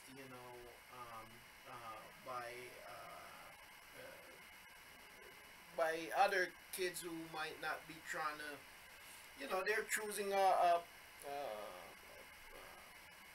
to walk a negative path, right? So he moved out. He bought a house in a white neighborhood, and they've been living there for a few years now. Now there is a basketball court in the development, and the court is there for kids who live in that development. But other kids from around the area would come into that development, and they'd play ball there, right? Now, some of the kids who come in, they're not from there. They come in from surrounding areas to play ball, and some of them come in there and they'll start fights and stuff like that, or they get into fights and they get rowdy, which now led to the police coming into that area more often. Well, my cousin's son, who lives in the development, he goes over to the court one evening, him and his friend, to play ball, and they're over there playing ball. It was him, his friend, and there was some white kids there, and they're all playing ball. The cops came up, and they didn't go to the white kids, which what you have to understand here is that not all of the white kids that are there are actually from the development. Some of them live outside of the development. But just like black kids come over there to play ball, white kids who don't live there come over there to play ball also. So some of the white kids that were there that day, that evening, they weren't from the development. They were outsiders. My cousin, who lives in the development, and his friend, they're there playing ball. They have a right to. Their parents pay for it. Well, the cops came up, and the cop didn't go to any of the white kids. The cop came right over to my cousin, to my little cousin and his friend, and began to ask them where they live, where they're from, if they have ID on them. And my cousin, my little cousin, the one, his friend, began to explain to the cop,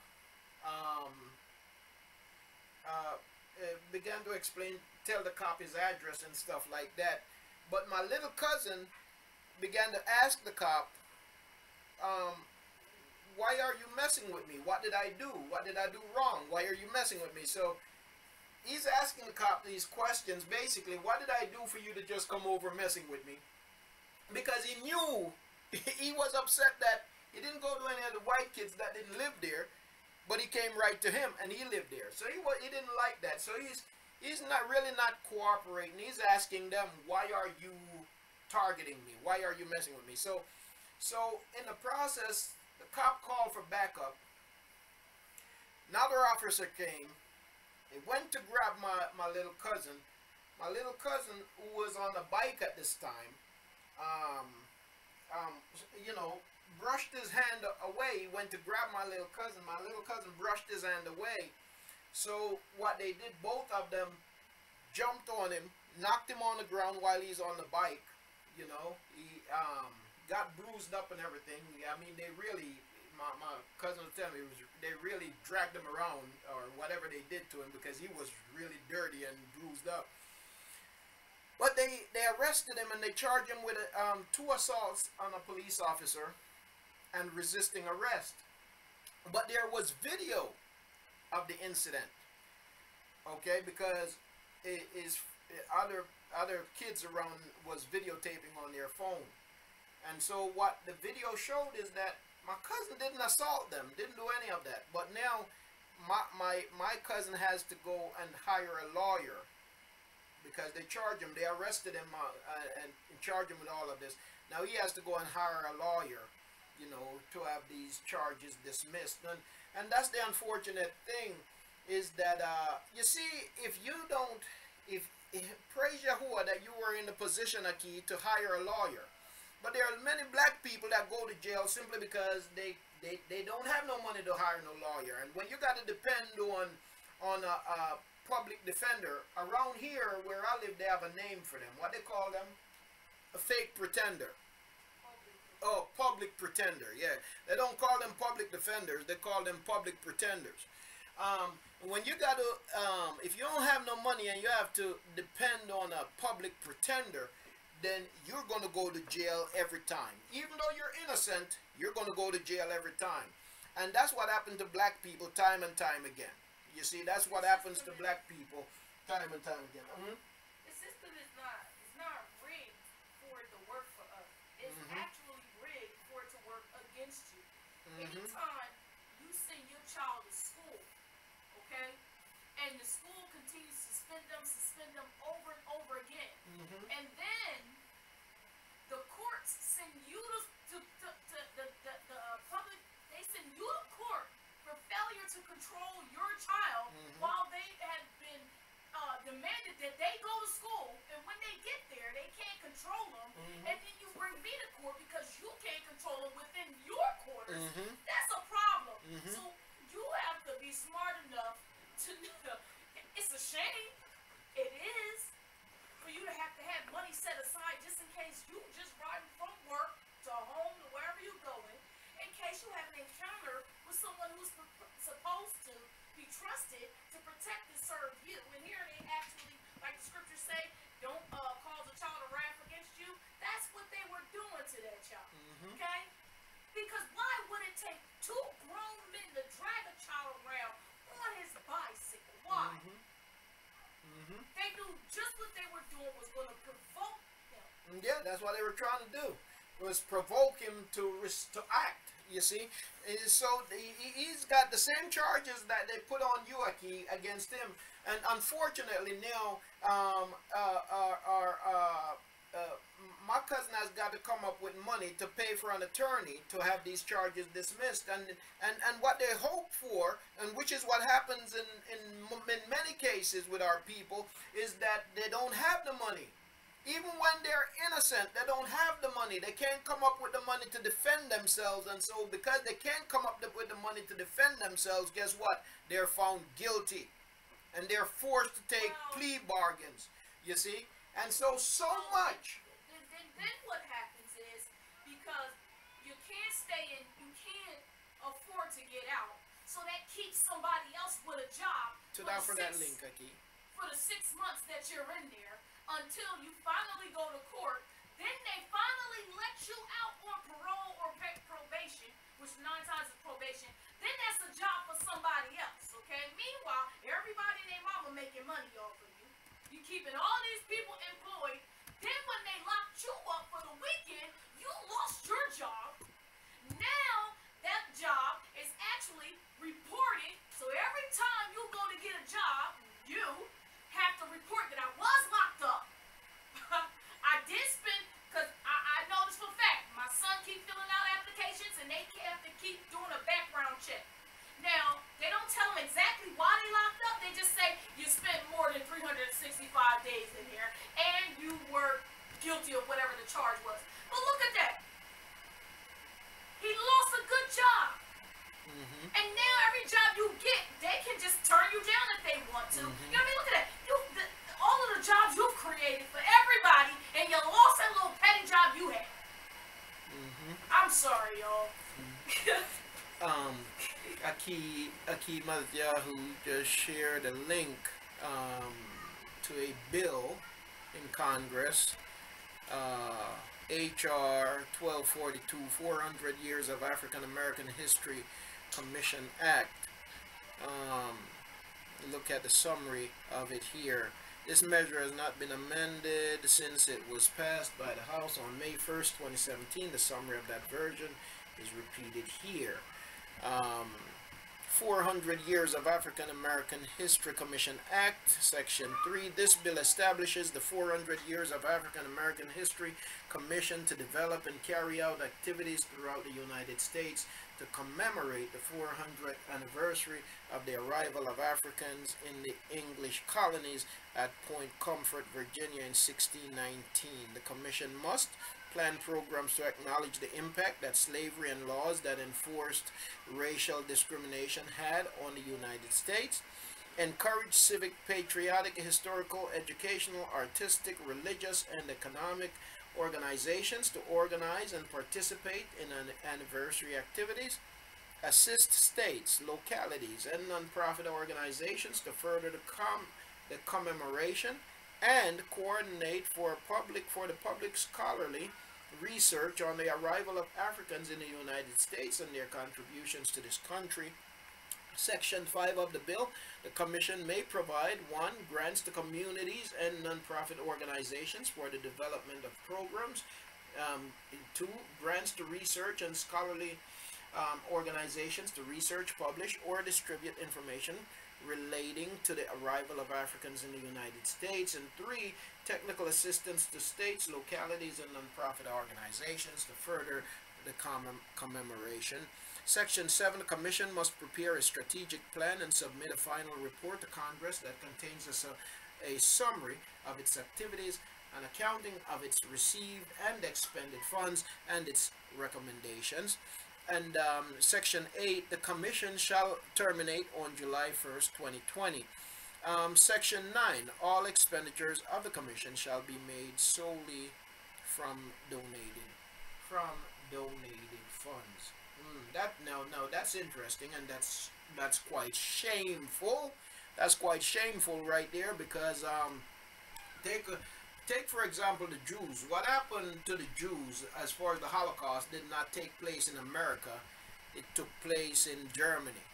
But yet the American government actually contribute funding to Jewish society, right? And for their memorial societies and memoriam and whatever we want to call them. But this bill specifically states that any funding must come from donations. So quite a shame there. But it is a step toward I guess officially acknowledging the oppression and enslavement and history and the contributions of black people in America. Toda for sharing, Aki. Toda Rabba for sharing. Another thing is, yeah, so, you know, talk about, so to Aki Amar Yahu's point, we can absolutely and totally relate, Aki, you know, when we talk about injustice, social injustice, racial injustice, when we talk about injustice in the justice system, listen, I work around a whole lot of people that don't believe that there is injustice in the justice system.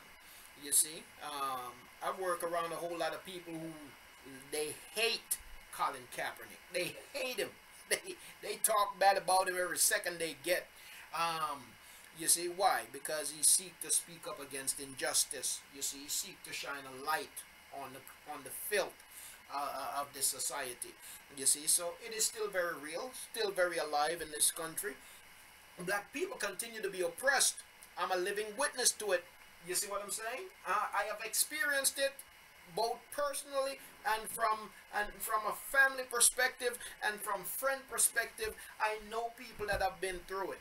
Okay, and so the injustice continues, and with Donald Trump in office, it's even worse, because on a daily basis, they're reversing laws and they're putting in place stuff to continue to oppress our people. You see, and so but it's all right. But it's all right, because you know what? Justice is sure. One thing is certain, justice is sure. And I'm not talking about American justice, because American justice is no justice at all. American justice is a kangaroo system. You see what I'm saying? But I'm talking about Yahuah's justice. You see, it is not by coincidence, and this might sound harsh, and I shared a video this morning on Facebook from this guy that was a pastor. He's a white guy that used to be a pastor. He left the church, and he's telling the world who the true people of the scriptures are.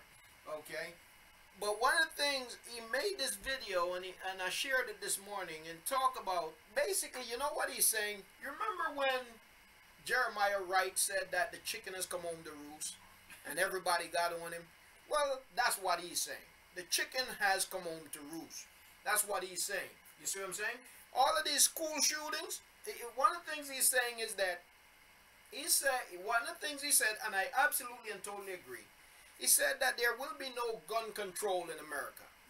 There will be no gun control in America. There can't be any gun control in America, because if, he said, and this is what this white guy says, he says white people not going to allow it, because white people knows that the way they got to where they are is by the gun. Okay? The way they got to where they are is by the gun. In other words, what they did was they robbed, murdered, and stole using the gun. And that's how America got as strong as it is. That's how Europe got as strong as it is. And so they're not going to give up their guns. But here's the other side to that. They don't call it that, rob, steal, and stuff. No. They call it conquering. We conquered. I heard the conversation for myself. But here is the flip side to that.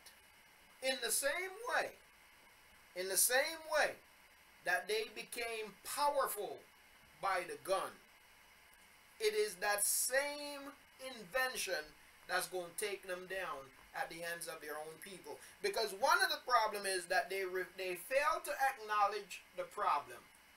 They fail to acknowledge the problem. You see, if somebody who is not white throw a stone at a white person, then that person is a terrorist. Immediately, that person is classified as a terrorist.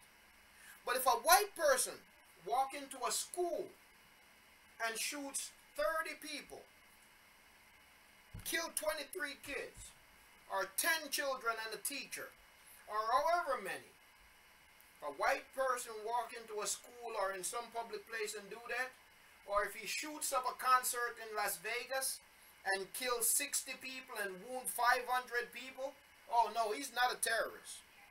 You see? He's not a terrorist, he's white. And so because they refuse to label it what it is, then they're not going to address it the way that it needs to be addressed. And because of their failure to address it the way that it needs to be addressed, because they're blinded by race, then it's the same thing that's going to cause their demise. So in other words, this is just judgment. This is judgment. You see what I'm saying? And this guy pointed out that when Katrina happened, the white evangelical church was quick to say that this was, quote unquote, God's judgment. But when all of these shootings and things take place, where you have these white people and white kids getting killed, oh, this is not God's judgment. These are just deranged people. You see.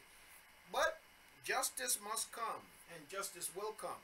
You see, and so that's where it's at. But the injustice continue. The injustice is real, and with Donald Trump at the helm, we're seeing it like it's 1963. So you know, or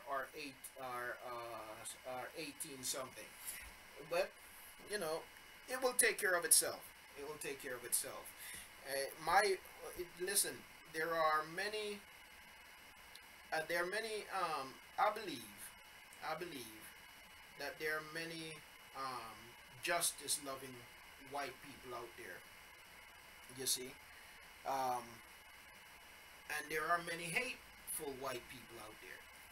But may those who love justice come to a knowledge of truth, if they have not already. May they come to a knowledge of truth, that they might escape the judgment that is not to come, but is happening. Okay. All right. Well, we're gonna get into our study for today. The injustice is real. It's happening. Our people are still being unfairly treated by the justice system and everything else. Aki, ZakarYahu, were you done, Aki?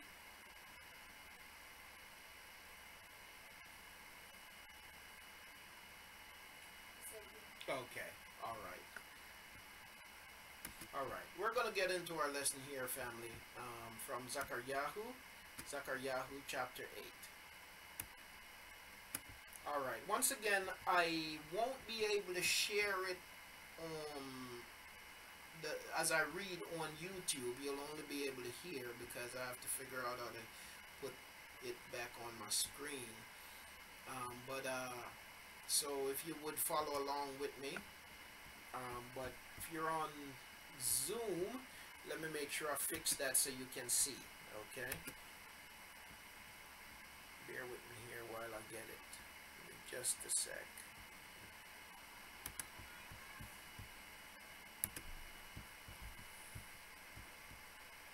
We're going to ZakarYahu, the book of ZakarYahu, chapter 8.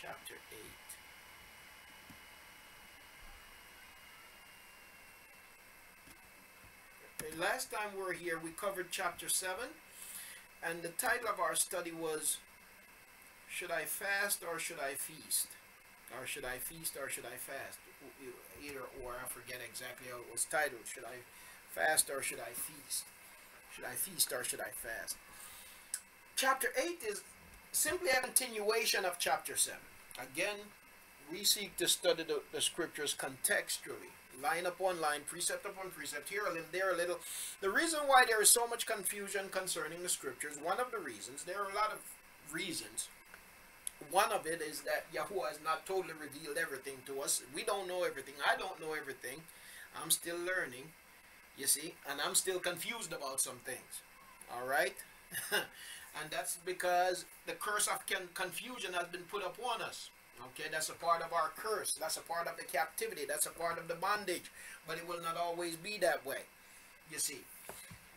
But, so, there's much confusion. And there are many reasons for the confusion. But one reason also being that people do not study the scriptures contextually. That's probably one of the main reasons why there is so much confusion. people fail to study contextually. So they have a habit of jumping into something. And let me go over to book of ZakarYahu. I'm going to go to chapter 3, but I'm only going to start reading at verse 9. And let's see what verse 9, 10, and 11 says. And I'm going to build this. I'm going to build me a message off of that. You see? And they begin to declare stuff that when you put it back in context, it makes absolutely no sense at all, and it contradicts the text. What we have been doing is we have been studying this text contextually. We started off at chapter 1, and we have gone through every verse, every line, and now we are at chapter 8. In chapter 7, which is where we were last time, we came upon the question. We came upon the text that caused us to question, should we be fasting or should we be feasting in captivity? Should we be feasting or fasting in captivity? We came upon text that caused us to ask that question of the scriptures, and the answer that we got from it is no. Yahuah said when the people in their captivity came talking about they were feasting in his name, he said, do you think that you have fasted and feasted for me? He said, for me? Come on, you're kidding yourself. Okay? And why would Yahuah say that? He said that because he had already made it known. He had already made it clear. Hold on. Am I still here? He said that because he had already made it clear that when you're scattered, those are not acceptable practices. I will not receive your sacrifices and your offerings. Okay, cool. There.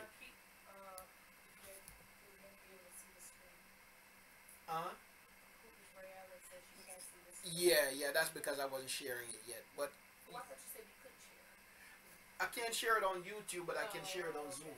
Yeah. Okay. All right. So, okay, you should be able to see it now on Zoom, Mashpaka. You're welcome, Dakut. All right. So in chapter 8, the question was asked, should we feast or should we fast? The answer we got was no. According to the contextual text, no.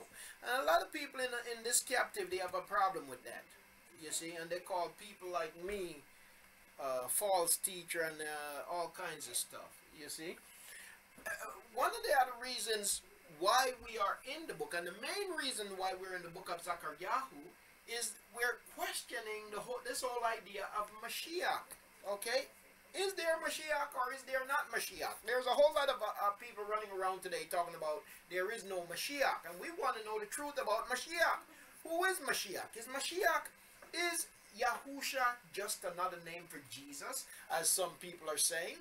Is Yahusha and Jesus the same?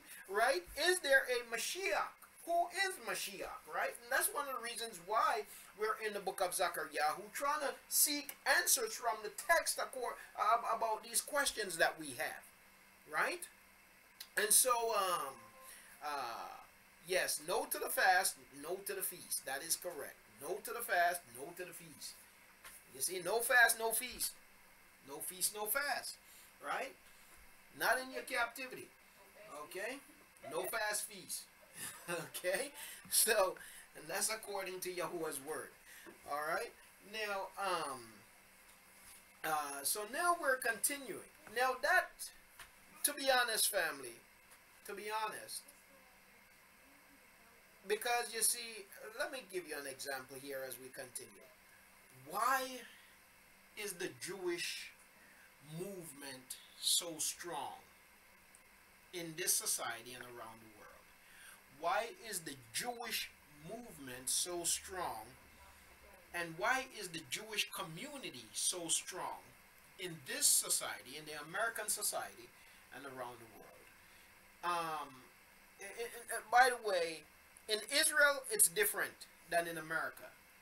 Jewish society in Israel is different than Jewish society that you see in America. What I mean by that is, Jews in America, the thing that keep them tight-knit is their adherence to their false feast and false appointed times. So they have their holidays, false holidays. They create these false holidays, and at these false holidays, they televise them and everybody gather around them, right? Everybody gather around them. You see. Wait, let me read. No to a fast, feast, or no to... Oh, okay, cool.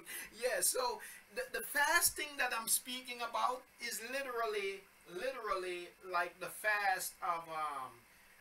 so we should be fasting from the feast period, right? But when I say no fast, no feast, what I'm talking about now literally is the fast mentioned in the book of ZakarYahu chapter 7, and that is the fast of you know, that is the atonement. That is atonement, you know. So fast associated with the appointed time. So not even that was acceptable to Yahuah. But we should be fasting from the feast. We should be withholding from feasting in captivity.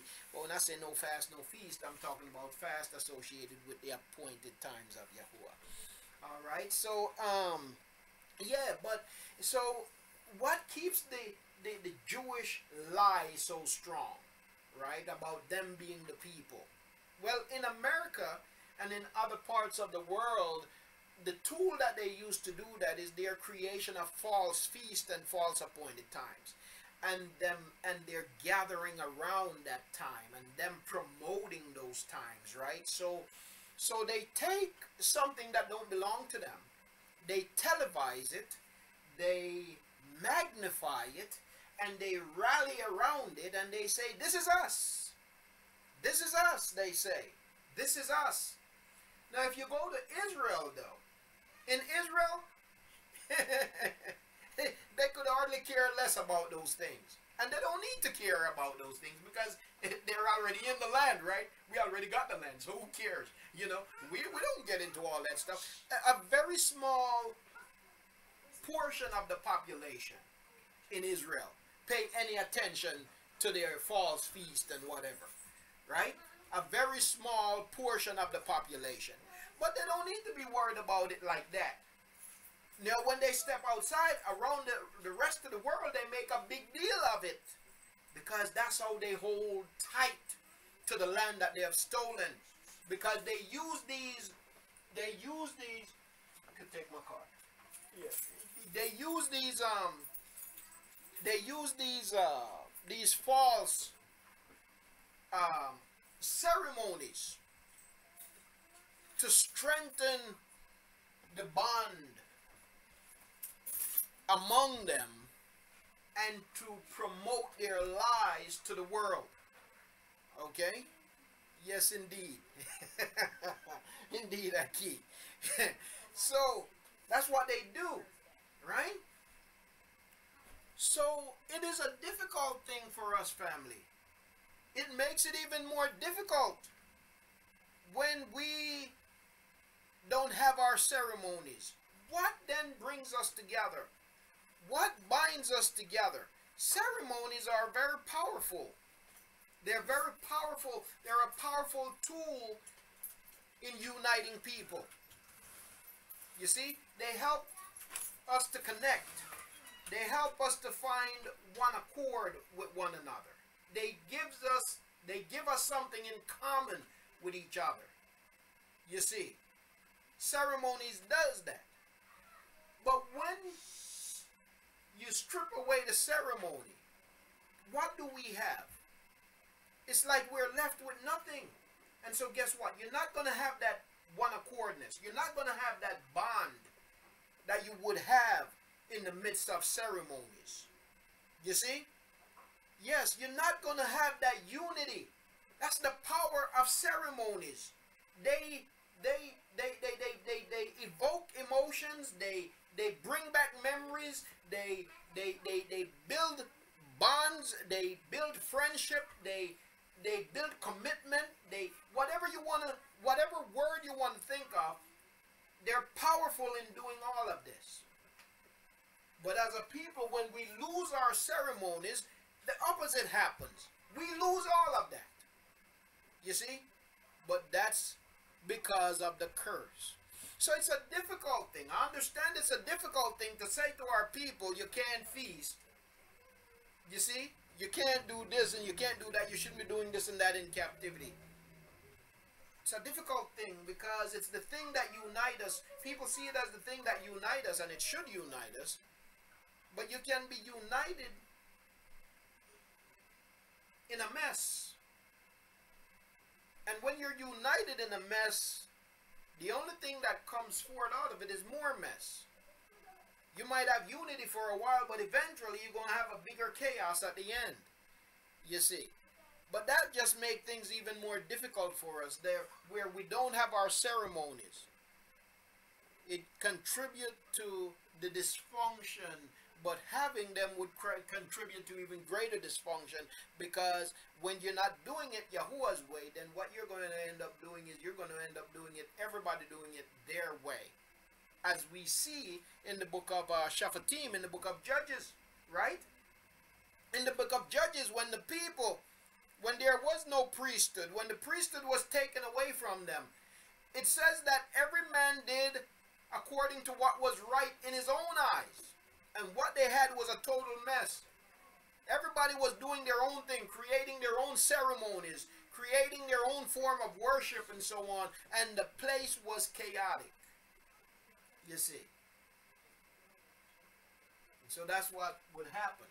All right, now, family, so we looked at chapter 7, where the question was asked, should we fast or should we feast? Yahuwah said, absolutely not. Okay? So that can be a shock to our system, right?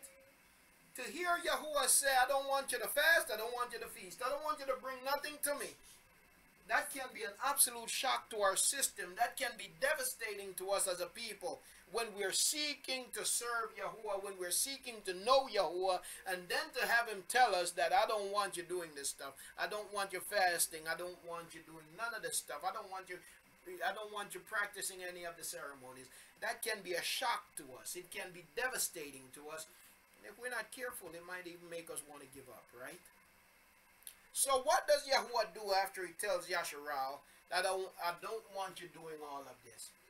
Well, he reminds us of his promise to come. He reminds us of the hope to come. And so that brings us to chapter 8, our study in chapter 8, which I've titled Our Last Great Hope. Our Last Great Hope. So family, I encourage you not to give up hope. In spite of how it looks, it's not over yet. You see? Just hang on. Even if it's by a fingernail, just hang on.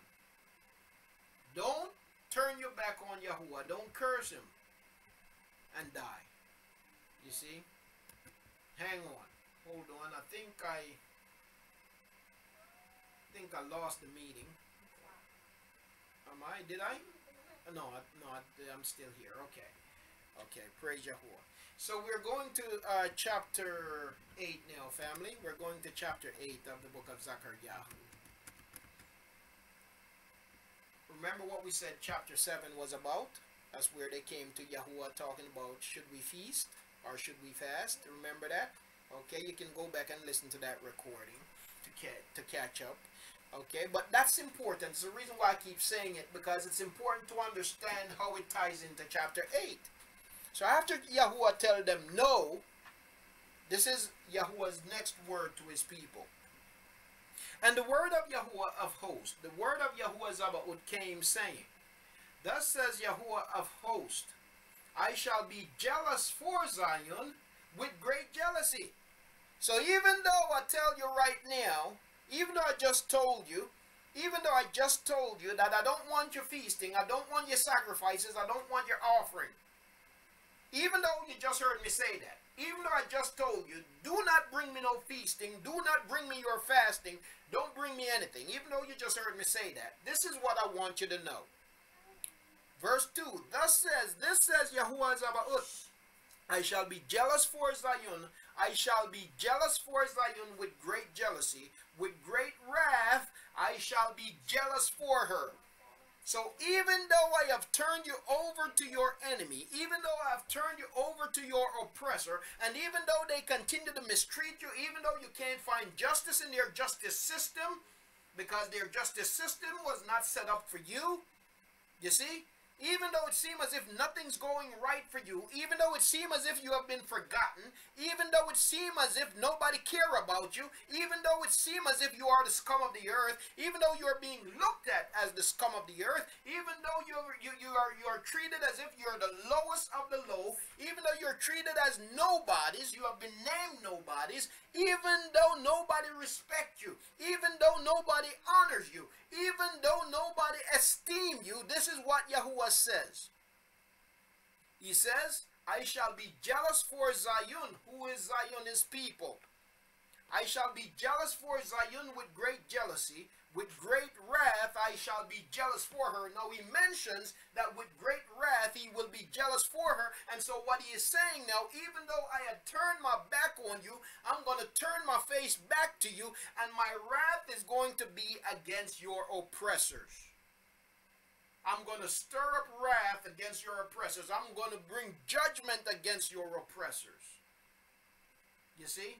So one of our last great hope is that we will see the chastisement of those who have oppressed us. We will see the suffering of those who have caused us to suffer. And we're seeing it. You see this opioid epidemic? You think that it's by coincidence or by accident? It's not.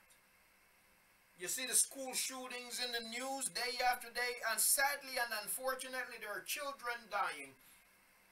But yet it's a price that the wicked is willing to continue to pay because he wants to hold on to his power. You see? Because the gun is his power. And he wants the gun to continue to be readily available to him. And the very thing that he wants to be readily available to him, for him to continue to hold on to power, is the very thing that's going to destroy him. One of the things. The devices that destroys him will be many. But it's not by coincidence. It's also a part of Yahuah's judgment. Thus said Yahuah, I shall return to Zion, and I shall dwell in the midst of Jerusalem. And Jerusalem shall be called City of Truth, and the mountain of Yahuah. You see, right now it's not City of Truth, it's City of Lies. Right now it's not City of Truth, it's the City of Lies. And right now, it's not occupied by Yahuah. It's occupied by the defiled, it's occupied by the profane, it's occupied by liars and murderers. You know, just last week they opened up the U.S. Embassy in the fake Jerusalem, right? In Jerusalem, which is not the true city. But they opened up the U.S. Embassy in the fake city. And as a result, in the process, Israeli soldiers killed 50 Palestinians in the process. Now, since Donald Trump announced that they were going to open up an embassy in Jerusalem, I believe the numbers is close to 800 Palestinians have been killed or wounded since that announcement was made. That's from Israeli soldiers shooting them dead. Right? They're throwing stones and whatever they can find, and so the Israelis are shooting them dead. Now, last week when these 50 people were killed, Donald Trump blamed the Palestinians. He didn't blame himself for purposefully starting a slaughter, which is what he did. He blamed the Palestinians, who are saying, even though it's not their land, but the truth is they were there before the Israelis, before the Jews. They were there first. In this city they call Jerusalem, the Palestinians had control of it before Israel came there. In 1973, they took it in the 6-day war, or whatever, how many day war it was. They took it and have held it since, but never declared it the capital of Israel. There's a difference between Israel and Yasharal. But Trump comes in and says he's going to declare the capital, knowing full well that it's only going to create more tension.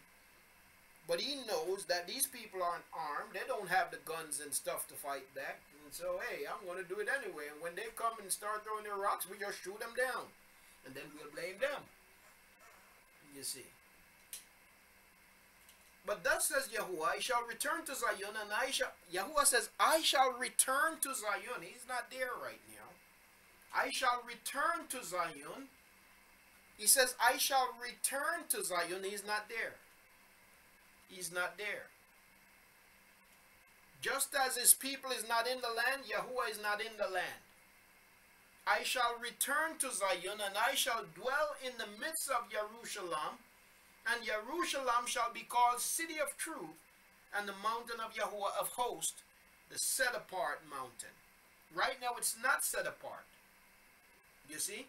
Who lives in there? A people with a strange tongue. A people with a strange tongue. Let's put that in context. Let's go over to the book of ZaphanYahu, because this is what ZaphanYahu is talking about. By the way, before I go over there, let me read this again to you. Okay? Thus said Yahuah, I shall return to Zion, I shall return to Zion, and I shall dwell in the midst of Jerusalem, and Jerusalem shall be called City of Truth, and the mountain of Yahuah of hosts, the set apart mountain. Right now it's not called that. Right now it's not that. Right now Yahuah is not there. You see, right now there are foreigners there. Right now there are people there that speak a foreign language, that speak a strange language, that speak a false language. Now that takes us to the book of ZaphanYahu contextually. Okay?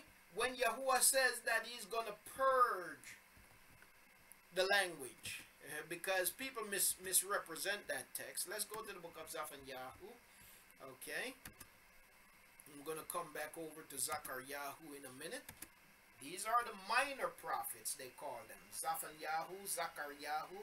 These are minor prophets to Yasharal, who before the Babylonian captivity, they spoke Yahuah's word to Yasharal concerning what would be. Okay, so these two prophecies and these two prophets could work hand in hand. They're bringing the same message. Their message goes together. Okay, keep that in mind. Now let's go to ZaphanYahu chapter 3, which is what's often misrepresented. You know, when you hear people say that, oh, we don't know what his name is because we don't have a pure language. That's not what this is talking about. Well, we don't know for sure if his name is Yahweh. We don't know if it's Yahuah. We don't know if it's the whatever, because we don't have a pure language. That's not what the text says. That's not what it's talking about, okay? Yahuah says, I shall return to Jerusalem. I shall return to Jerusalem. Now ZaphanYahu, the prophet ZaphanYahu, so ZakarYahu tells us that Yahuah will return to Jerusalem, and that he is going to, once again, the mountain will be called Set Apart Mountain, and he is going to dwell there. That's what ZakarYahu tells us. But ZaphanYahu tells us what will be done when he returns. ZaphanYahu tells us what he will do when he returns. Okay? So ZakarYahu said he will return. ZaphanYahu tells us what he will do when he returns. Then ZakarYahu goes on to tell us what the people will do when they return. Okay? So follow it here for a second. Follow it here for a second. ZakarYahu tells us that Yahuah will return to Jerusalem, meaning that he's not there. So anybody who goes there thinking he's there, he's not there, because he can't dwell in a filthy place. He won't dwell in a filthy place, right? So he says he shall return. ZakarYahu tells us he shall return. And that once again the place will be called Set Apart Mountain. Okay? So ZakarYahu tells us he shall return. ZaphanYahu, the prophet who came on the heels of ZakarYahu, he tells us what he will do when he return in order for the place to be called a set apart mountain. But first, let's look. We're going to read just this verse that people read from time to time and misrepresent it. Okay? They read verse 9 in ZaphanYahu chapter 3. They read chapter 3 and verse 9. It says, "For then I shall turn unto the peoples a clean lip, so that they all call on the name of Yahuah to serve him with one shoulder." Okay? People read that one verse and misrepresent it all the time. They say that we don't really know the language. We don't know what it should be. We don't know what his name should be because we have a corrupt lip. In other words, the language is not a pure language right now. But is that what it is saying? If you read just one verse by itself, it sounds like it. It could sound that way. But no, let's not do that. Let's not make the mistake of taking stuff out of context, okay? So let's back up a little bit. Let's back up a little bit. I'm going to read this real fast because we have a lot to cover. I want to go back and finish chapter 8 of ZakarYahu. So let's go to... Oops, let's stay right here, but let's go to chapter 1, and I'm going to do a quick read. There are 3 chapters, or like we say in Jamaica, there are 3. There are a 3 chapter then ZaphanYahu. You have 3 chapter, all right? You have 3 of them, 3. Now, if you want understanding, you have to read all 3, all right? You got to read all 3, okay? If you want an understanding of the text, you got to read all 3 chapters, right? So here we go. Starting at, and by the way, it wasn't written with chapters and verses as we know. But starting in chapter 1, it says, "The word of Yahuah, which came to ZaphanYahu, son of Cushi, son of Gedaliah, son of Amaryahu, son of ZakarYahu, in the days of Yashayahu, son of Aman, king of Yahuda." Okay? "I shall snatch away all from the face of the earth, from the face of the land." Pay attention here now. Pay attention now. Here it is. Context. Yahuah says, "I shall remove everybody out of the land." That's what verse 2 is telling us. Context. Family, context. Let's keep it in context. I will remove everybody. I'm going to take everybody out of the land. I'm going to take the people out of the land who belong in the land. That's what he's saying, right, family? Give me some feedback. That's what's being said in verse 2 here of the book of ZaphanYahu, chapter 1, right?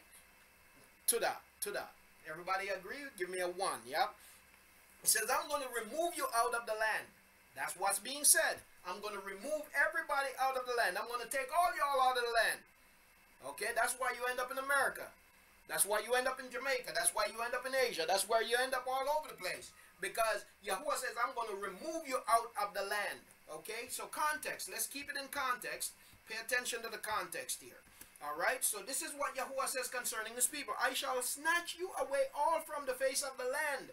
They use the word earth. Aratz could mean land, not just earth as in the big picture, which is the mistake that the translators often make. And sometimes I don't know if it's a mistake. I think it's willful disillusionment.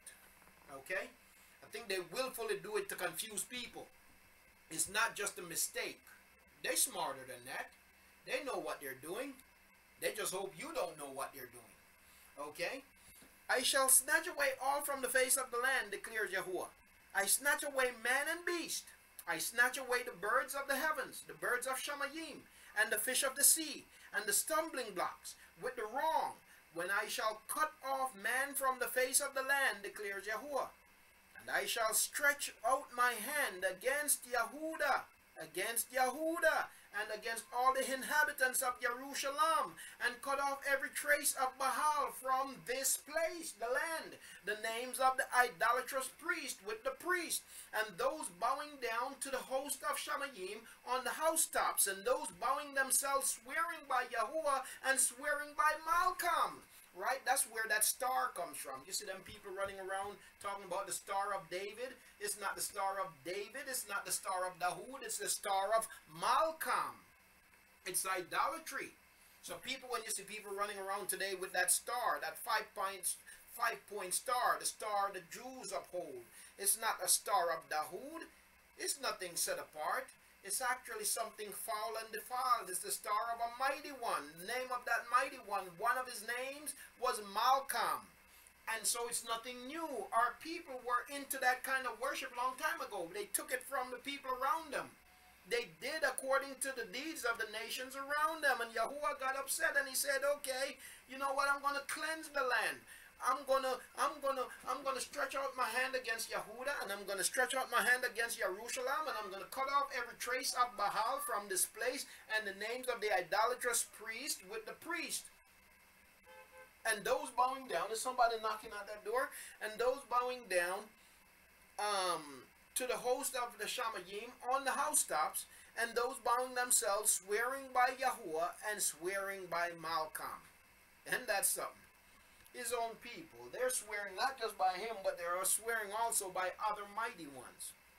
And those who turn away from following Yahuah, and so see, that is the other danger. That is the other thing we can find ourselves in.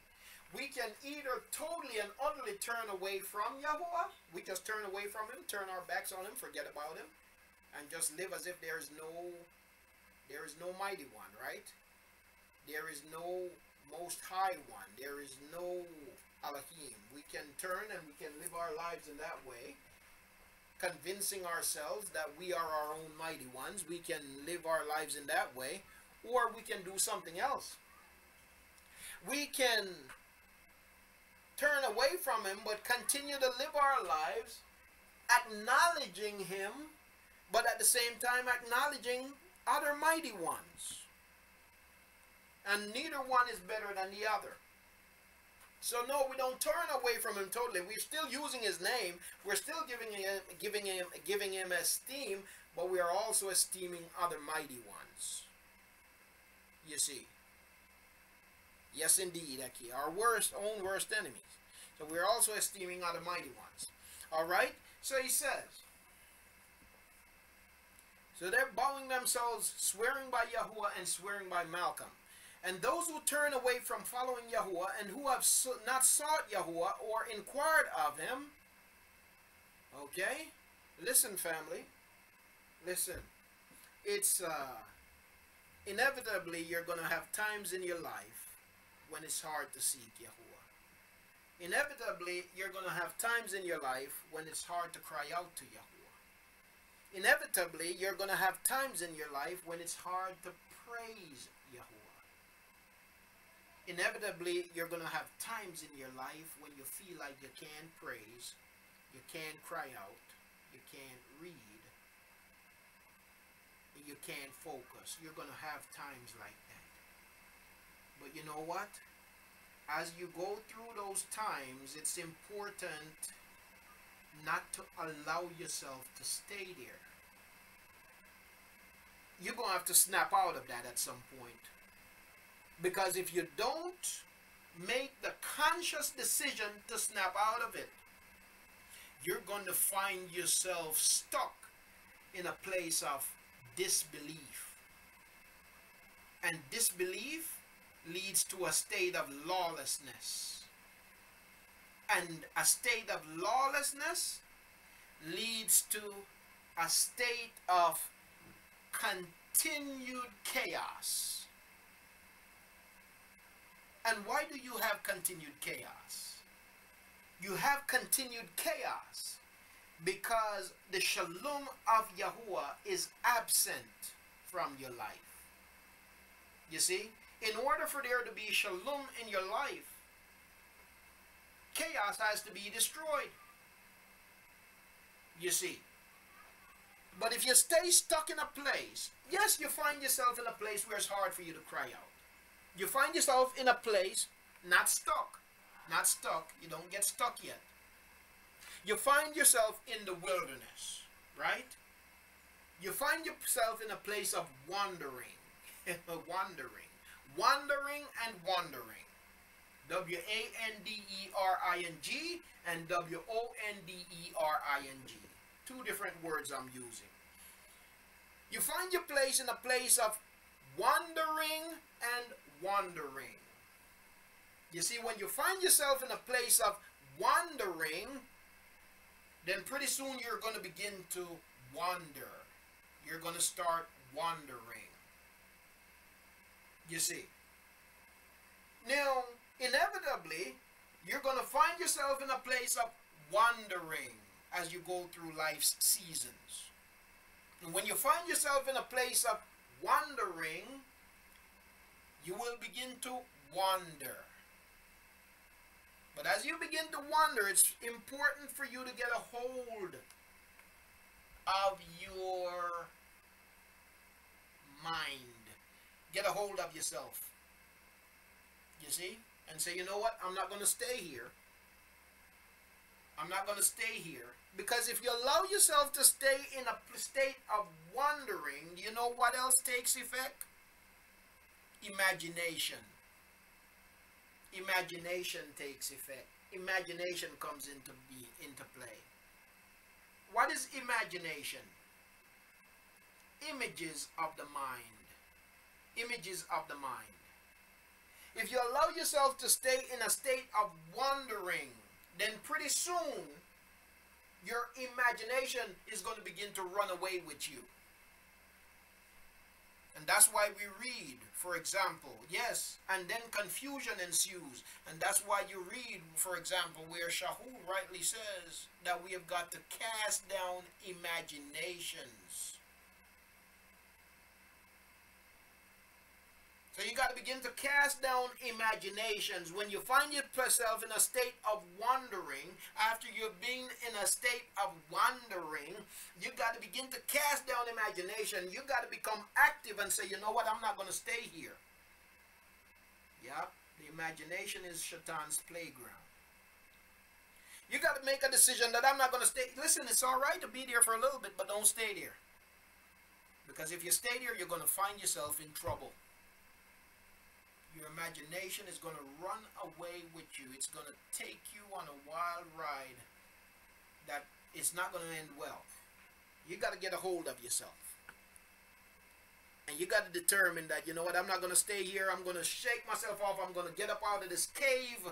I'm not going to stay in here and just lay down and die. But I'm going to get up out of this cave. I'm going to remember the goodness of Yahuah.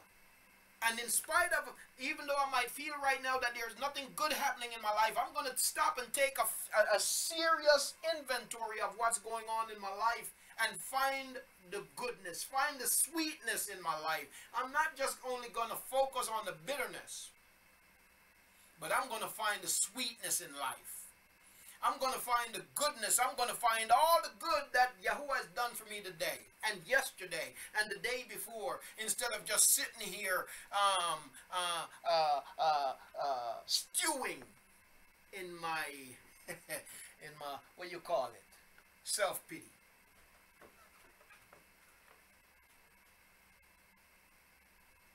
Yes, I acknowledge that there's some bad things happening in my life.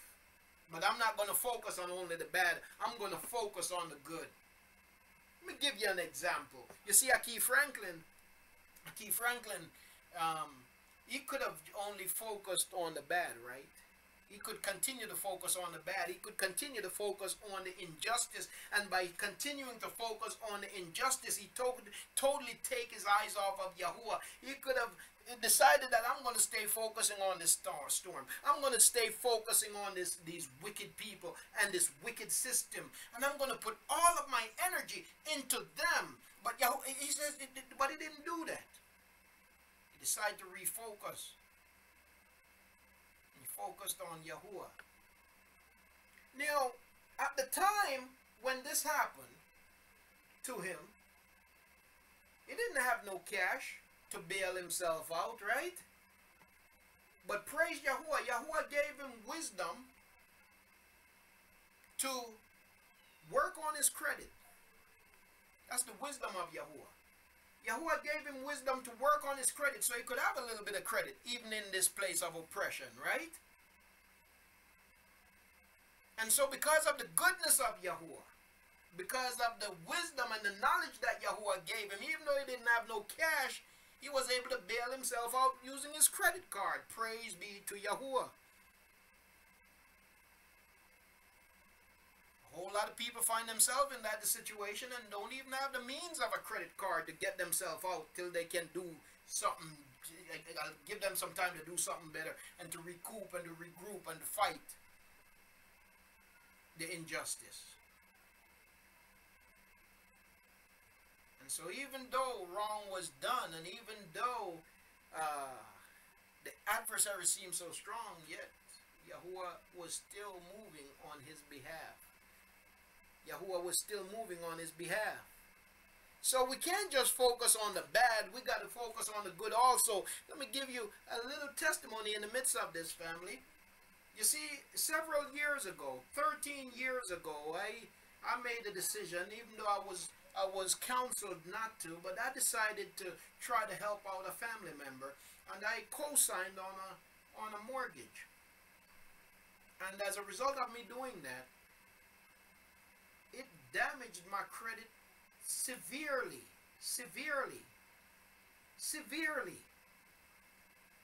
Now, a little under 2 years ago, that mortgage, that house got foreclosed on. And that damaged my credit even more.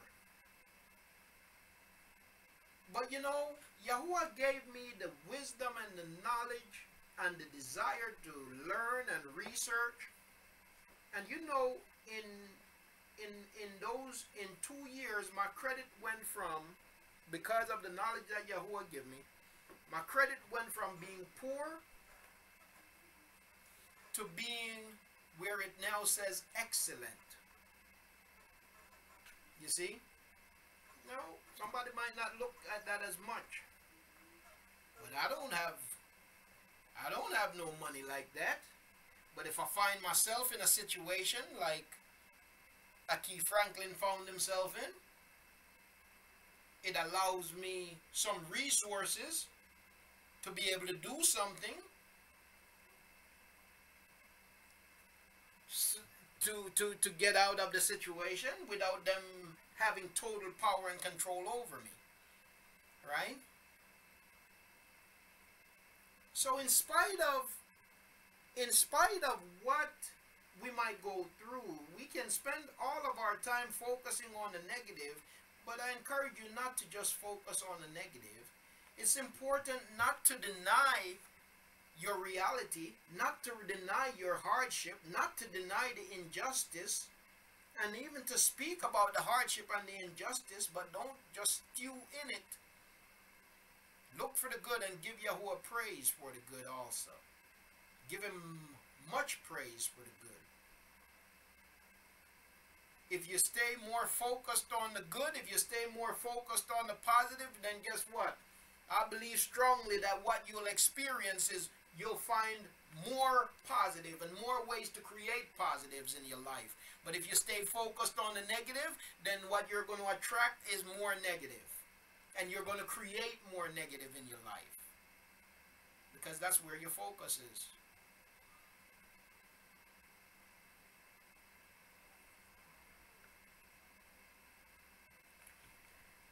Alright, so let's continue. We have a lot to cover. And it shall be in the day of the slaughter of Yahuah. Wait, let me back up a little bit.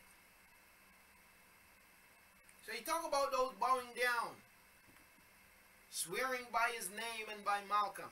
Verse 6, and those who turn away from following Yahuah and who have not sought Yahuah or inquired of him. Yet we can find ourselves in that place if we're not careful.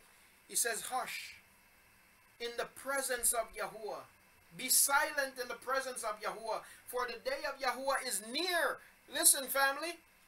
Yeah, I know we have heard it time and time again. But please understand and remember that Yahuah's timing is not our timing. Yahuah lives outside of time. We live inside of time. And so because of that, our perception and perspectives can differ from his. You see? He is not limited by time, but we are.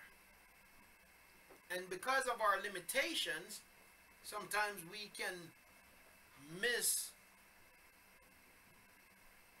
misunderstand this planned action. We can become uneasy, right? So he says, be quiet in the presence of the sovereign Yahuah, for the day of Yahuah is near, for Yahuah has prepared a slaughter. He has set apart his invited ones. And it shall be. Now pay attention to this now. We're reading from the book of ZaphanYahu chapter 3. And remember now what we're really looking at. We started off by looking at verse 9 where he talk about the language, right? Talk about the language. Okay? So we want to put that in context. So pay attention to what's happening now, family. Remember now in the book of ZakarYahu we just read that Yahuah is not there, right? Yahuah is not in the land. We just read that. All of this is important. All of it must be taken in context. Yahuah is not in the land. Keep that in mind. But now he's talking about preparing a slaughter and preparing and having an audience. Okay, who is he going to slaughter? Who are they? Where are they? Who is the audience? Where will this slaughter happen? Okay, we got to ask all of these questions. And it shall be in the day of the slaughter of Yahuah that I shall punish the rulers and the sons of the king and all such as are clad in foreign garments. Okay?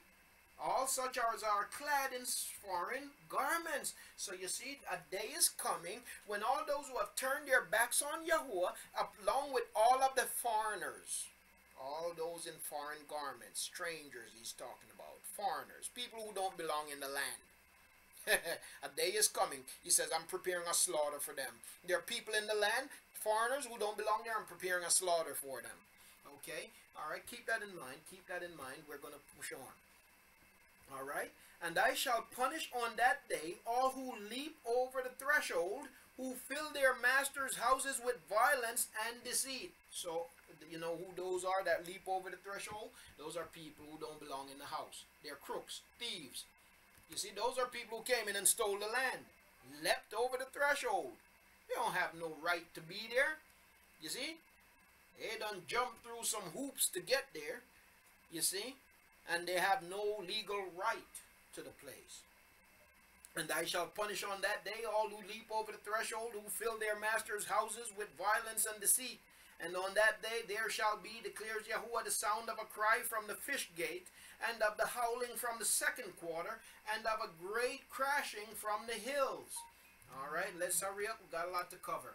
How, you inhabitants of Maktash, for all the merchant people shall be silenced, all those weighing out silver shall be cut off, and at that time it shall be that I search Jerusalem with lamps and punish the men who are settled on their dregs, who say in their heart, Yahuah does no good, nor does he evil. In other words, Yahuah is just a figment of your imagination. Yahuah said the day is coming when he's going to punish those, when he would punish those who says this, that Yahuah is just a figment of your imagination. He has no power, he does no good, he does no evil. And their wealth shall become plunder. Now that is the majority of the people living in the land right now. Majority of Jews, they certainly don't believe in Yahuah, but they certainly don't believe in a creator. They are absolute strict atheists. Most Jews in Israel, in the land they name Israel, are atheists. They don't believe anything. You see? Their only belief is in wickedness. Okay? Only belief is in wickedness. In doing evil. Alright? Now, so Yahuah says, and at that time it shall be that I search Jerusalem with lamps and punish the men who are settled on their dregs, who say in their heart, Yahuah does no good, nor does he evil. Alright, so he's talking about a cleansing of Jerusalem. Okay? Pay attention to that. Context, family. We're trying to keep it in context. There's coming a time, he says, when he's going to purge Jerusalem. He talk about the stranger, right? Those who are wearing foreign garments, the foreigners. Purging. And this is, so the context of ZaphanYahu is the purging of the land. Okay? He says first, remember we start off in verse 2 where he says he's going to remove his people from the land. Well, when he removes his people from the land, guess what? Strangers are going to come in. Wicked strangers, unbelievers are going to come in. Okay? Now, and their wealth shall become plunder. Okay? And their houses laid waste, and they shall build houses, but not inhabit them, and they shall plant vineyards, but not drink their wine. Near is the great day of Yahuah, near and hurrying greatly, the noise of the day of Yahuah. Let the mighty man then bitterly cry out. Now I want to explain something. You hear me say this all the time, that Yahuah's word is both foretelling and forthtelling. In other words, it speaks of, his prophecy speak of something soon to come, and then it speaks of a future fulfillment also. Okay, so Yahuah's word here is twofold. It was, in part, he was talking to Yasharal as they dwelt in the land before the captivity and their wickedness and the foreigners they brought in. But then after, there would come another time again when we would find ourselves, the land would be inhabited and it would have to be purged again. And this now comes to the latter end, okay? So now, near is the great day of Yahuah, near the hurrying greatly. The noise of the day of Yahuah, let the mighty man then bitterly cry out. That day is a day of wrath, a day of distress and trouble, a day of waste and ruin, a day of darkness and gloominess, a day of clouds and thick darkness, a day of ram's horn and alarm, against the walled cities and against the corner towers. And I shall bring distress on men, and they shall walk like blind men, because they have transgressed against Yahuah, and their blood shall be poured out like dust, and their flesh like dung. Neither their silver nor their gold shall be able to deliver them in the day of the wrath of Yahuah, and by the fire of his jealousy all the earth shall be consumed. All the earth, he's talking about the land here now, for he makes a sudden end of all those who dwell in the land. Purging the land. He's talking about purging the land. Okay, chapter 2. Gather together, O nation, without shame. Before the decree is born, the day shall pass on like chaff, before the burning wrath of Yahuah comes upon you, before the day of wrath of Yahuah comes upon you. Seek Yahuah, all you meek ones of the earth, of the land, who have done his right ruling. Seek righteousness. Why do I emphasize the land instead of the earth? Because that's the way it should be. Because Yahuah's word was not written to the whole earth. It was written to a nation. Okay?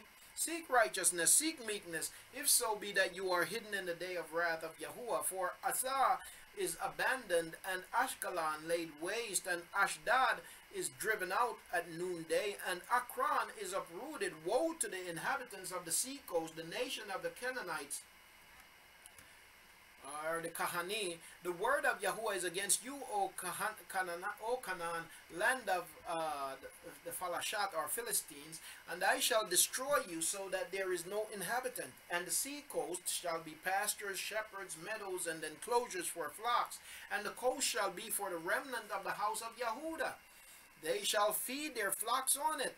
At evening they lie down in the houses of Ashkelon, for Yahuah their Elohim shall visit them and turn back their captivity. So there is coming a time when, now watch what you see, what's happening. So Yahuah is talking about removing the wicked and then bringing his people back in, okay? And so the place that the wicked have inhabited will become a resting place for his people, but that's not the end of it yet, okay? So he keeps giving us two things happening: the cleansing of the land and the renewal of the land, okay? The purging of the land and the renewal of the land. Verse 8 of chapter 2, I have heard the reproach of Moab and the revelings of the children of Ammon, with which they have reproached my people and exalted themselves against their borders. Therefore, as I live, declares Yahuah Zabaoth, the Elohim of Yasharal, Moab shall be like Saddam, and the children of Ammon like Amara, a possession for weeds, and a pit of salt, and a waste forever. The remnant of my people plunder them, and the rest of my nation possess them. This is what they get for their pride, because they have reproached and exalted themselves against the people of Yahuah of hosts. Yahuah shall be awesome to them, for he shall make all the mighty ones of the earth to shrivel, while all the coastlands of the nations bow down to him, each one from his place. You too, O Cush, are to be slain by my sword. Okay? And he shall stretch out his hand against the north and destroy Ashur and make Nanawa a waste as dry as a wilderness, and drove shall lie down in her midst. Every beast of the nation, both pelican and bittern lodge in the tops of her columns, a voice singing at the window, ruin be at the threshold, for the cedar work is exposed. This is the exultant city that is dwelling in safety, that said in her heart, I am it, and there is none but me. How has she become a waste, a place for beasts to lie down? Everyone who passes by her whistles and shakes his fist. Okay, so you see what's happening? This is talking about a purging of the land, a removal of wickedness from the land. Again, we're trying to keep it in context. Okay, so that's what we see so far. A purging of the land, and then a renewal of the land where his people are brought into the land. That's what we're seeing. Contextually, that's what we're seeing so far. Let's see. Let me double check that. Is everybody following? Is everybody following? If I could get a... Put a number 1 up on the board there, from the family. If you see that as we continue. All right, to the Rabbah. Okay, important for us to keep track of the text, because that's how we find the context, and that's what's important. Context is very important. Okay. Yes, Aki, I just turned over to YouTube here. Aki William, his brother is in the hospital in PA. His name is Mark. He's in bad shape. I say yes, Cam. Yeah. I mentioned earlier, Aki, my aunt. I have an aunt that just died from the same, somewhat suddenly. And we'll keep your brother in prayer, Aki.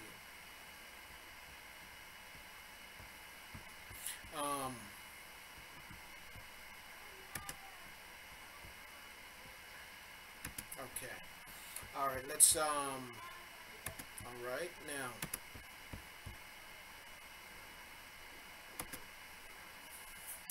okay, so her prophets are reckless. Okay, now chapter 3. Woe to her who is rebellious and defiled, the oppressing city. Okay. Woe to her who is rebellious and defiled, the oppressing city. Alright, the oppressing city. The oppressing city here, in other words, you could say the oppressing people or the oppressors. Woe to the oppressor. Woe to the city that oppresses his people. Woe to the people that oppresses his people. Alright.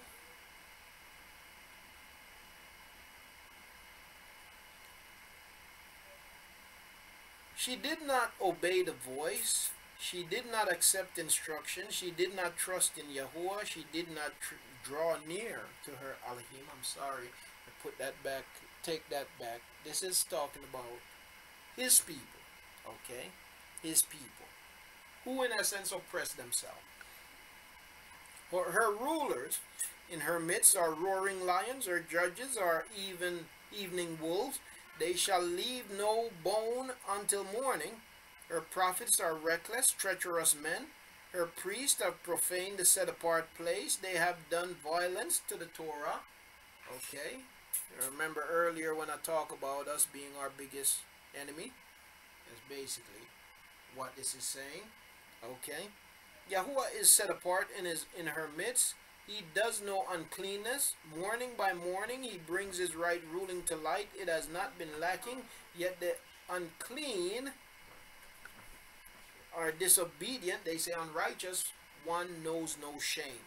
I have cut off nations. Their corner towers are in ruins.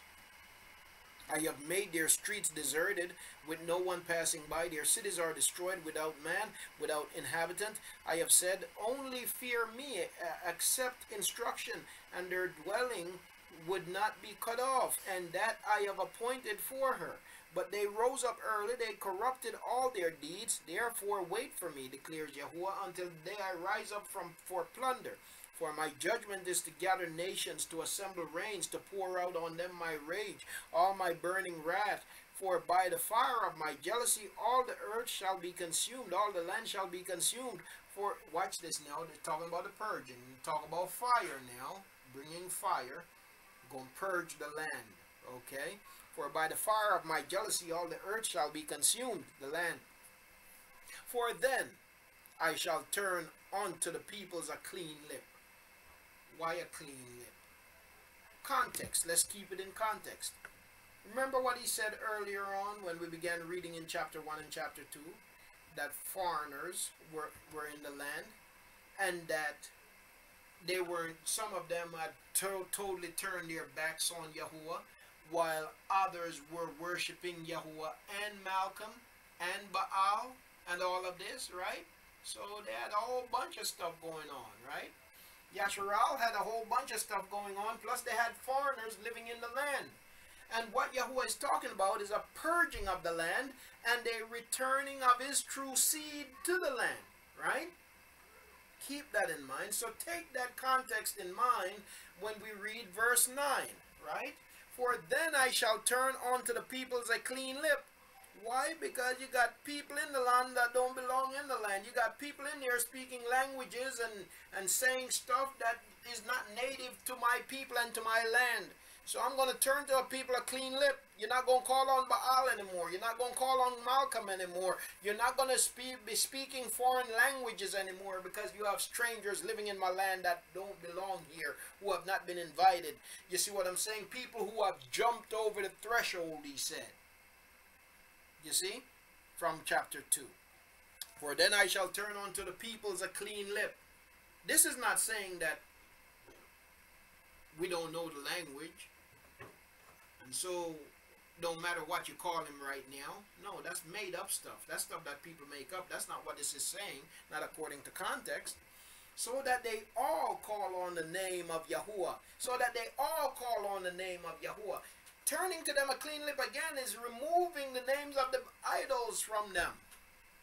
Baal, Malcolm, and all the other idols that they were calling upon, because they have entangled themselves with strangers, with heathen that worship these other mighty ones. That's what the context shows us, right? For then I shall turn unto the peoples a clean lip, so that they all call on the name of Yahuah, to serve him with one shoulder. Another thing, his name has been consistent the whole time. His name have always been Yahuah, right? It's not, he don't show you his name to be something different, or his people calling him something different. What he did show us is that some of them refused to call on him. Some of them pretend as if he didn't exist. And some of them, while others call on him, but they didn't just call on him, they call on other mighty ones also. That's why he says, then I shall turn unto the peoples a clean lip, so that they all call on the name of Yahuah, instead of some calling on Malcolm and Baal and whatever. They all call on the name of Yahuah, and shall bring my offering, and shall bring my offering, and shall bring my offering. Where? Not to any place they want to, but to the land, to the city, Yerushalayim, the place that he has chosen, the place that he has chosen, no other place, right? In that day you shall not be put to shame for any of your deeds in which you have transgressed against me. So Yahuah is he's gonna pardon us. He's gonna say, you know what, okay, I'm gonna let the past be the past. New beginning. No longer will you face oppression and you know, adverse effects because of what you have done.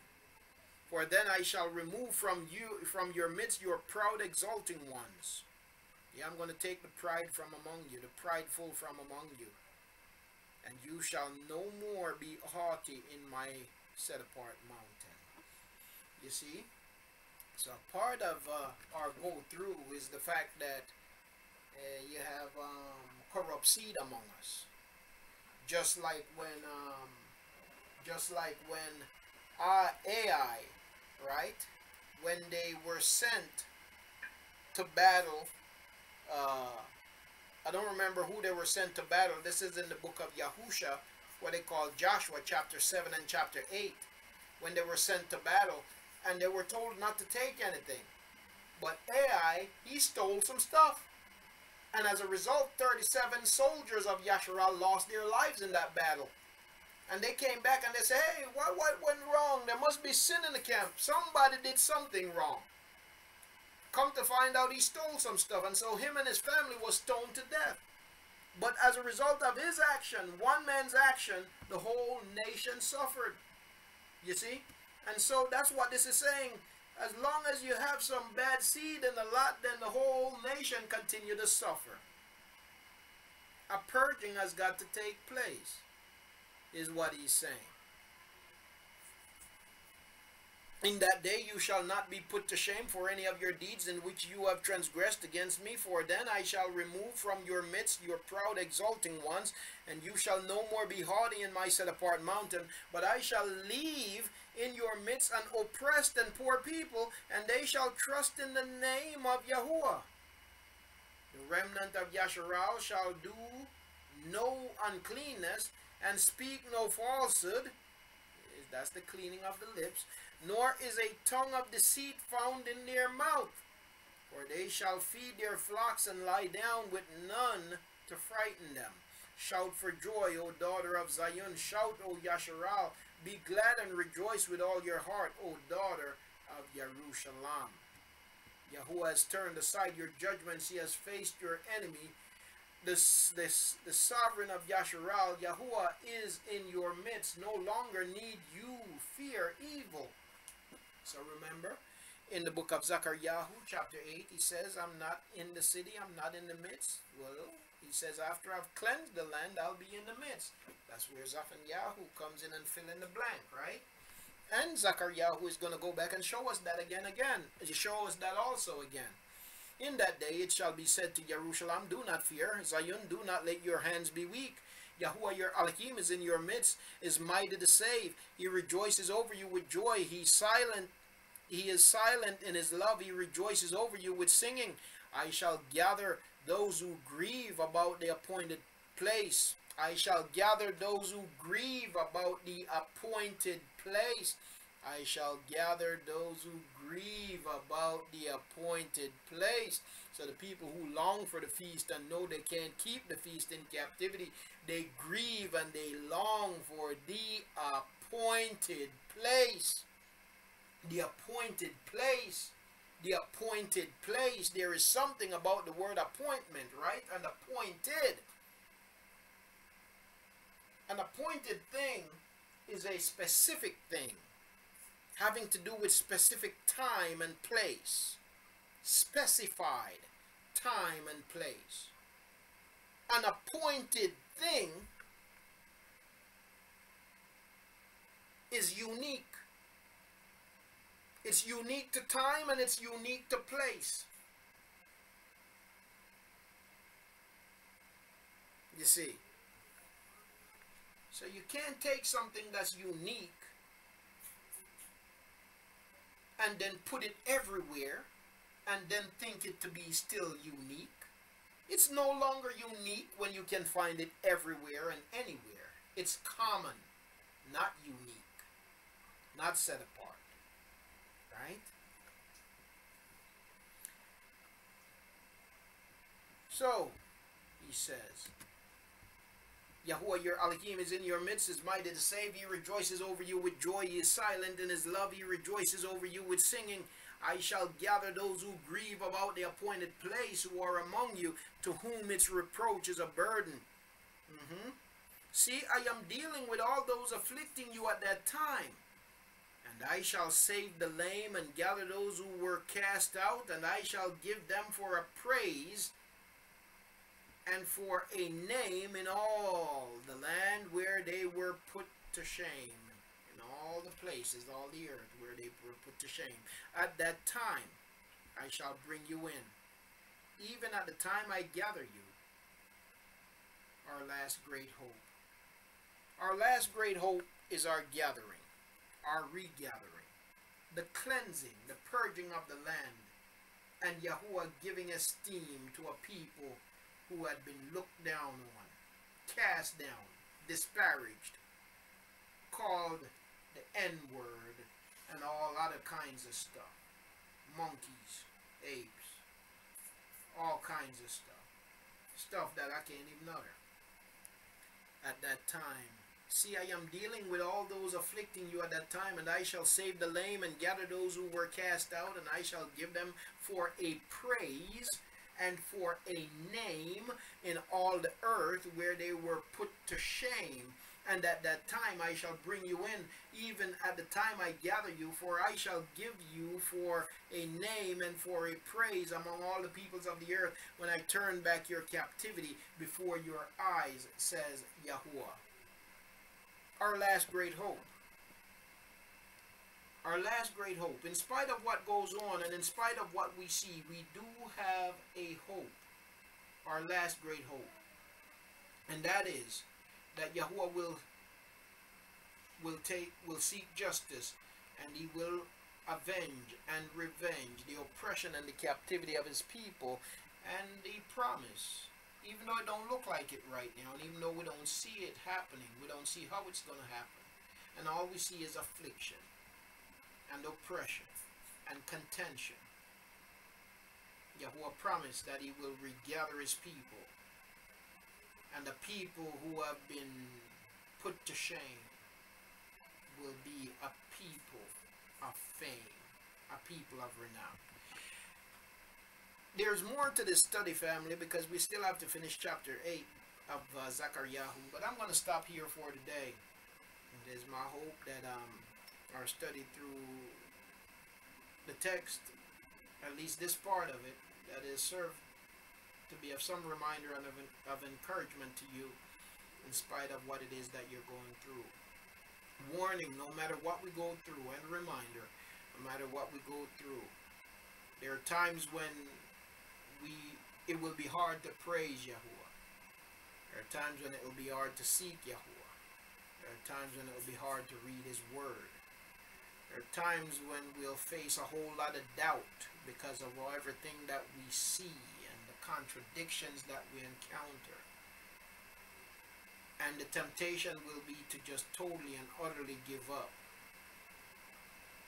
But when we do that, it's important to note that what we're doing is that we're determining that we're going to be our own mighty ones.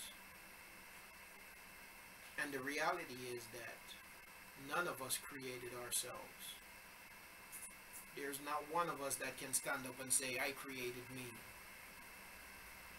You see. I sustain me all the days of my life. So in spite of how difficult it might become sometimes, it's important for us not to totally and utterly forget Yahuah. Yeah, sometimes we might need to lay down in that cave for a little while, but then there's a time you got to get up and shake yourself off and say, you know what? Though he slay me, yet will I trust him. We're going to stop here for today, family, and then we'll pick up on this study the next time we come back together from the book of ZakarYahu, chapter 8. May Yahuah truly continue to barak us and keep us, give us his shalom as we continue to struggle and continue to try to serve and to seek him. All right. Any comments or questions, family, before we close out? Halal hu Yahuah. Praise Yahuah. Kuchar. Praises to Yahuah.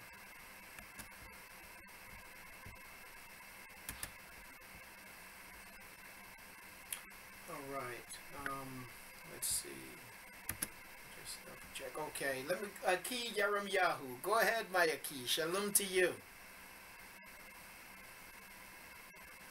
I'm going to unmute your mic for you, Aki. Can you hear me, Aki? Yes, can you hear me? Yes, I can. It is wonderful to hear you, Aki. Barak to all. Aku and a key in Maspaka. And I encourage each and every one of you to keep your eyes on the prize. Don't sit back and complain. Trust in the one and only one that we say we believe in.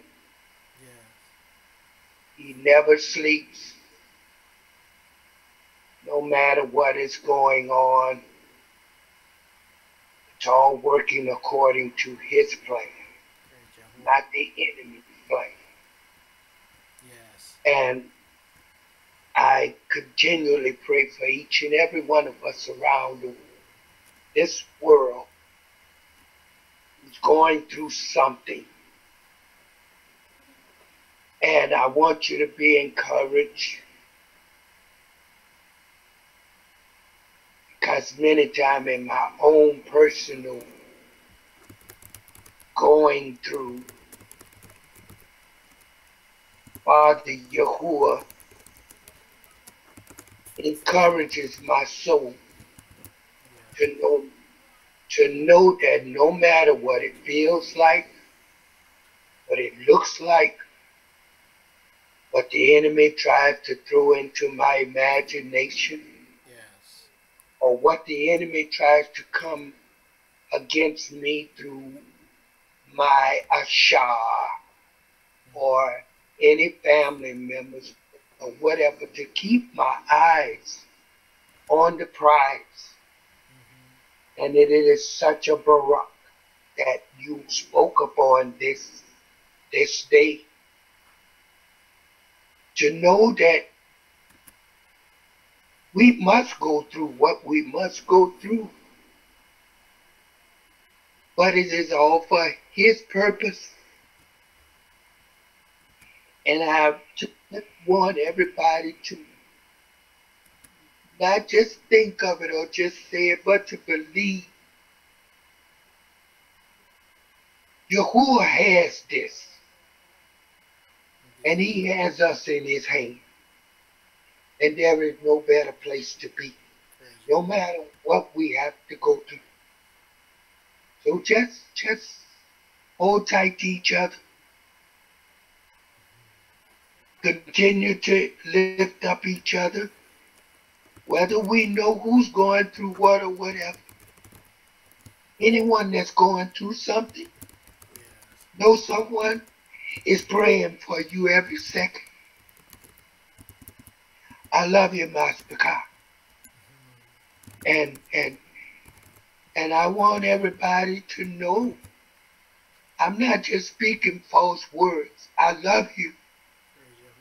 I didn't come into this understanding without fathers touching upon my life. And to you, Aki, I'm so barak that Father Yahuah has blew his breath of understanding upon you to share with Master Ka. And I know you're going through something, but you know one thing, you have the victory already, because it is in Father Yahuah's name. And you just hold tight. Don't worry about the enemy. Keep doing what you do. You do, Master Ka. I love all of you. I'm signing out. Praise Yahuah. Beautiful, Aki. And Shalom, Aki. Mayasha said shalom to you, Aki, to Akut Yolanda. Yes. We love Shalom. you. We love you. We love you. We love you too. We appreciate you. You're always, always such an encouragement and just such a testament, because you don't just say it, but you walk it. And we praise Yahuah for you, Aki. You have been through much. You know, when we first met, things were a lot different. You know, things were a lot different. You were, we saw you go through. We saw you went low, and we saw you come back high. And we praise Yahuah for that. And in all of it, you stayed consistent, and we give Yahuah praise for that. I want you to know we love and appreciate you. You are an encouragement to us, to me. I can only hope that I can live my life a testimony in the same way, as a testimony in the way that you live yours, because truly You are an encouragement. May Yahuah continue to barak you and to strengthen you and to just use you and your Asha. May He continue to barak your household and to barak your health. You know, and we just praise Yahuah for you. We praise your Yahuah for you. You are an example. You and the Kut Yolanda are an example of true belief. You know, remember those times when you couldn't even eat, couldn't speak, you were dumb, but Yahuah gave you your voice back. He healed you, literally, gave you your voice back. And we praise Yahuah for that. You are a testament of Yahuah's greatness, and we just truly do love and appreciate you and is thankful for you. May Yahuah truly continue to barak you and to strengthen you. You sound strong, Aki. We praise Yahuah for you. Well, Aki, I don't take any of the credit, and I appreciate what you're saying, but I have to give it back to Mashpaka and Father Yahuah and you and Yahusha, because iron sharpens iron. I could not have made it. Yeah. I could not be here without Father Yahuah and many of you in Mashpaka who encouraged me to stay strong. So I take no credit. I am only here because you have sharpened me too. I love you. Praise Yahuah. We love you, Aki. Love you, love you, love you. You know, I want to take a moment here too. I want to say shalom to Akut, Arraign Justice, Yahuah, Akut Sharia. I want to take a moment to greet her and all of our Mashpaka family. We have family. We have family, grafted in family.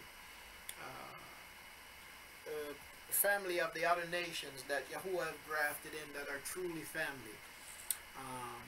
They're people who they stand up and they speak up on our behalf. They speak out against injustice.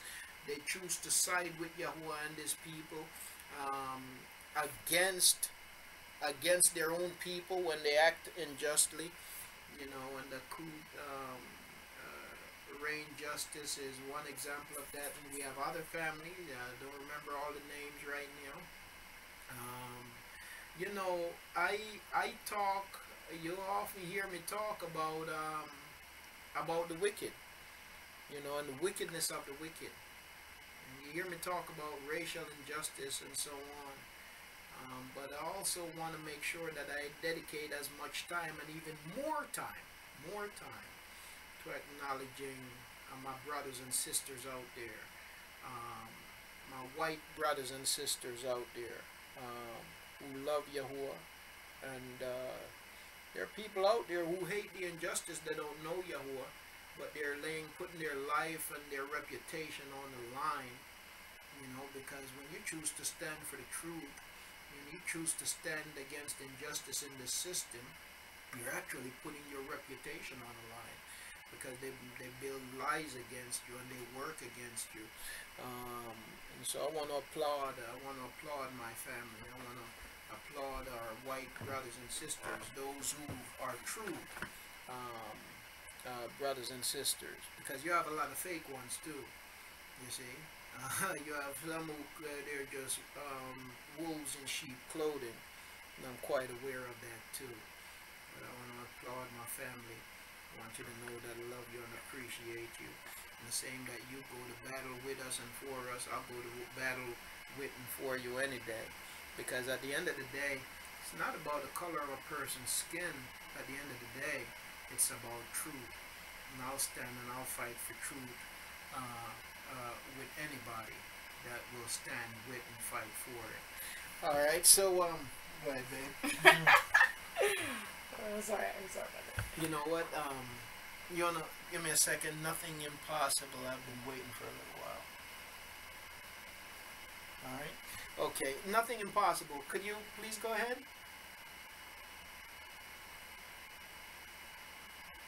Hi everyone. Can you hear me? Yeah. Shalom.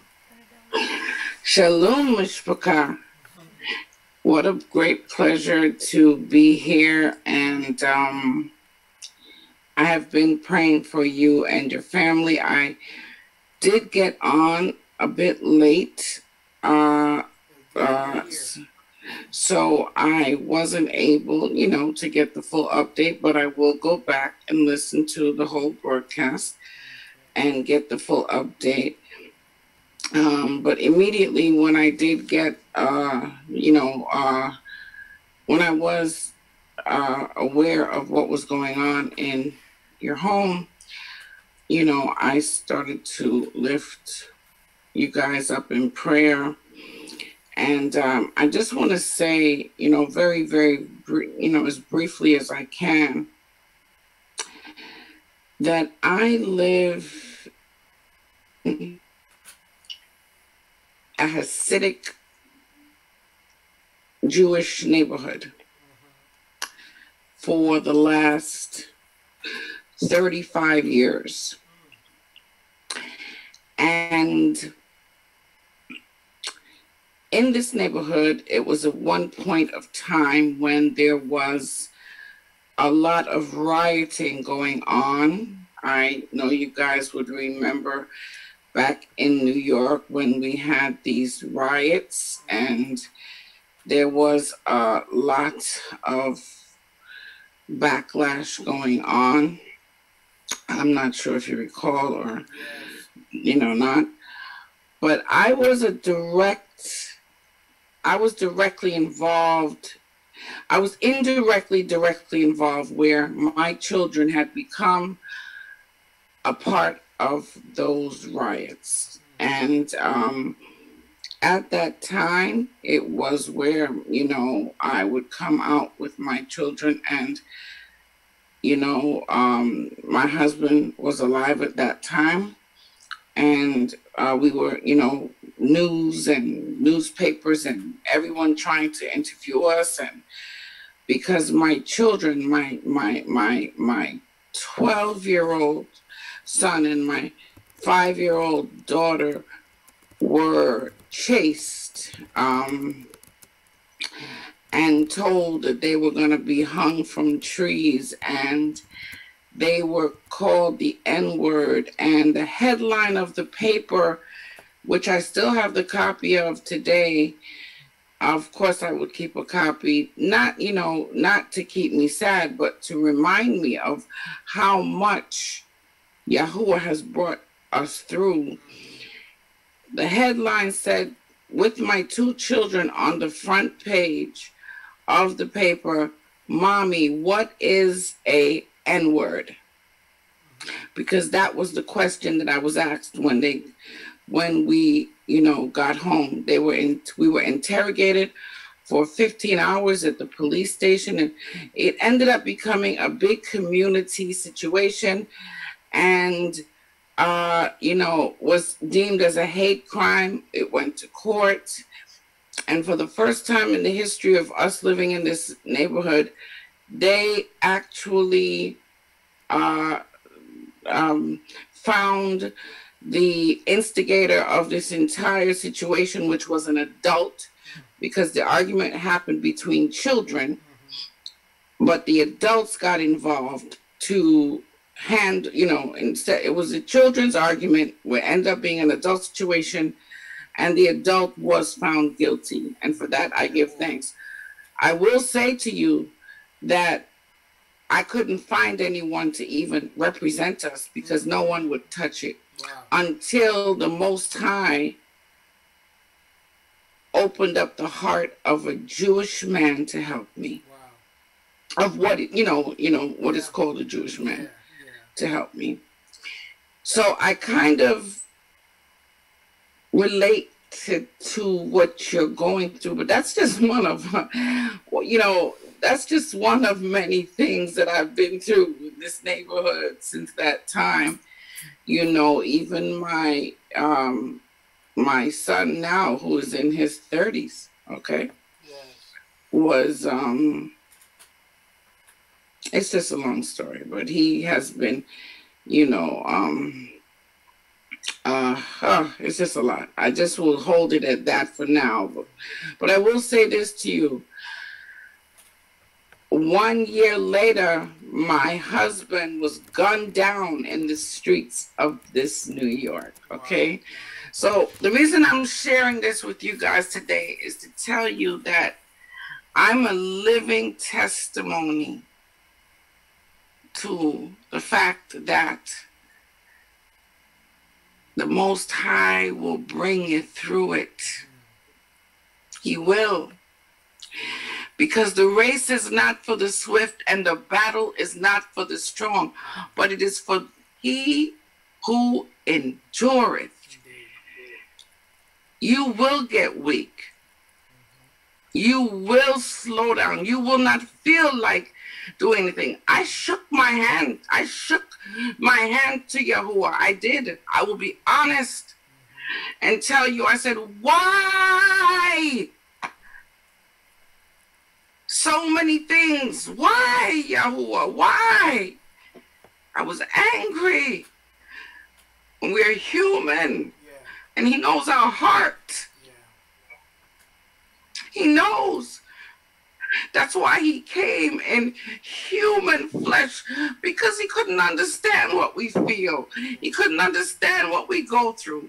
So he came in human flesh so he could understand and overstand what we go through. And so when you can't even pray, sometimes is all I could pray. That was my prayer. Moanings. This is not a joke. This walk is real. And that's why you have to go through something. You have to understand, understand, overstand what this is all about. Because it is when you go through, you will know where you are in him. Everybody's wonderful when it's wonderful. But how are you when you get hit in the jugular? How are you when you get sideswiped? How are you when you have to clean the brains of your husband off a sidewalk because the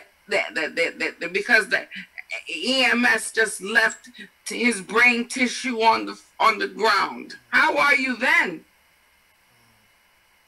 It's a true walk, my brothers and sisters. Mishpachah, this is real. It's not about the color of your skin. You're right. It's about the matters of the heart. And that is what Yahuah is looking at. Your heart. Because so many people can walk the walk. There are so many people that are tears, but you won't know it. You won't know it. But Yah knows whose are his. And that's why it will be, the road is narrow and few therein. So my brother, the fact that, and my sister, my beautiful sister, your wife, what you are going through shows that you just must be doing something right. Hold on. And like you said, though he slay me, yet will I trust him. Because you have to endure. You have to endure. You know, before I just recently stopped, you know, with this whole church thing, by the way. And I say, you know, there was an old song that says, when I look back over my life and I think things over, I can truly say that I've been blessed. I have a testimony. And for those who may not have been through anything as deeply, I'm not saying that you're not in you know, Yahuah, and you're not in him, but I am saying the scripture says when you think it's peace and safety, sudden destruction. So always know, you know, be prepared. by reading the word, praying every day, putting on the armor, covering yourself in the blood, keeping in touch with him, because that enemy will try to distract you and make you feel comfortable. We're not comfortable until we get home. There's no comfort. We're in a strange land. Until we get to be with him, we are not. I refuse to get all cozy. Not me. Not me. I realize what it is, and I'm sorry to take up so much time, but I just wanted to share because I said, oh, I know. You know, and what I've shared with you guys is a fraction of what I've been through. You know, I want to give somebody else a chance to speak, but I want to say to you, you hold on. And, you know, Job, I was reading Job this week, and, you know, everybody got something to say. Oh, wow, the man of God, son, what's going on with him? Yeah, okay. Told you he was preaching lies. Told you that was doctrine. He wasn't preaching right. Now that God is son, blind people, not understanding that if we suffer with him, we shall reign with him. I love you, Mishpachah. And I'm grateful that he led me to this channel. And when I say channel, I mean I found you guys on YouTube. And, well, he led me to you guys on YouTube. And just know that you continue to tell him, though you slay me, I trust you. Yes, I'm upset. Yes, I don't understand why. Yes, it's bothering me. But I trust you because he already knows what you feel. He already knows how you feel. So I honor the fact that you came on and still did what you have to do, because I know it's painful. Trust and believe. Thank you for allowing me the time to speak. And let's all pray for one another continuously. We keep each other and lift each other up. Because this is time when you need your hand held up like Moses did when he couldn't keep his hands up. You need that now, my brother. And Aki, see, I got it now. Remember last time I didn't know? You remember? well, look now, I write it down. Write it down. Write the vision. I make it plain. Okay, so praises and honor and glory all go to the Most High, for he keeps us. And though we may not understand, we have to endure. If you give up, you'll never understand. You will never enter the joy of Elohim. Be blessed, Mishpachah. Thank you for letting me speak. To that, Rabbah, and to that for sharing your testimony, certainly an encouragement, and you know, truly a testament as to Yahuah's greatness and his commitment to his people, and no matter what it is that we go through and are going through, he certainly will see us through it. In the moment, it might not feel like this is the end, but certainly he sees us through it. And so praise Yahuah. To that, Rabbah, for sharing. I'm going to go to my Asha and then to a Kud Shar. Please go ahead, babe. Well, I kind of got some of what I was going to say, but I hear a lot of people, and I want to say thank you for the prayers that are going up on our behalf. You know, talking to the Father concerning your brother and your sister. I wanna thank you for that. You know, for me, I would like for you, when Yahuah puts, you know, my family or myself on your mind, if you can pray for me or speak to the Father about me, as far as raising these kids right. That his will in me would be done. That I would be a good representative of him to the children that he had put in my care at this time. I don't know anything about raising an 18-year-old. Well, somewhat. Well, no, I shouldn't. I can't say I do, because my two oldest sons have put me through some things to the point that they have, the system has somewhat helped to raise them. Okay, they've been in and out of programs, so I wasn't fortunate enough to go through some things and be prepared for the next set, because I think we have what, about three or four sets of kids. So some things I think that I'm just dealing with it as it comes, you know. But I most of all, I want to stand firm in Yahuah when it comes to raising them, because the stuff that kids can put you through is like all day long you find yourself up and down, and in between giving up on them.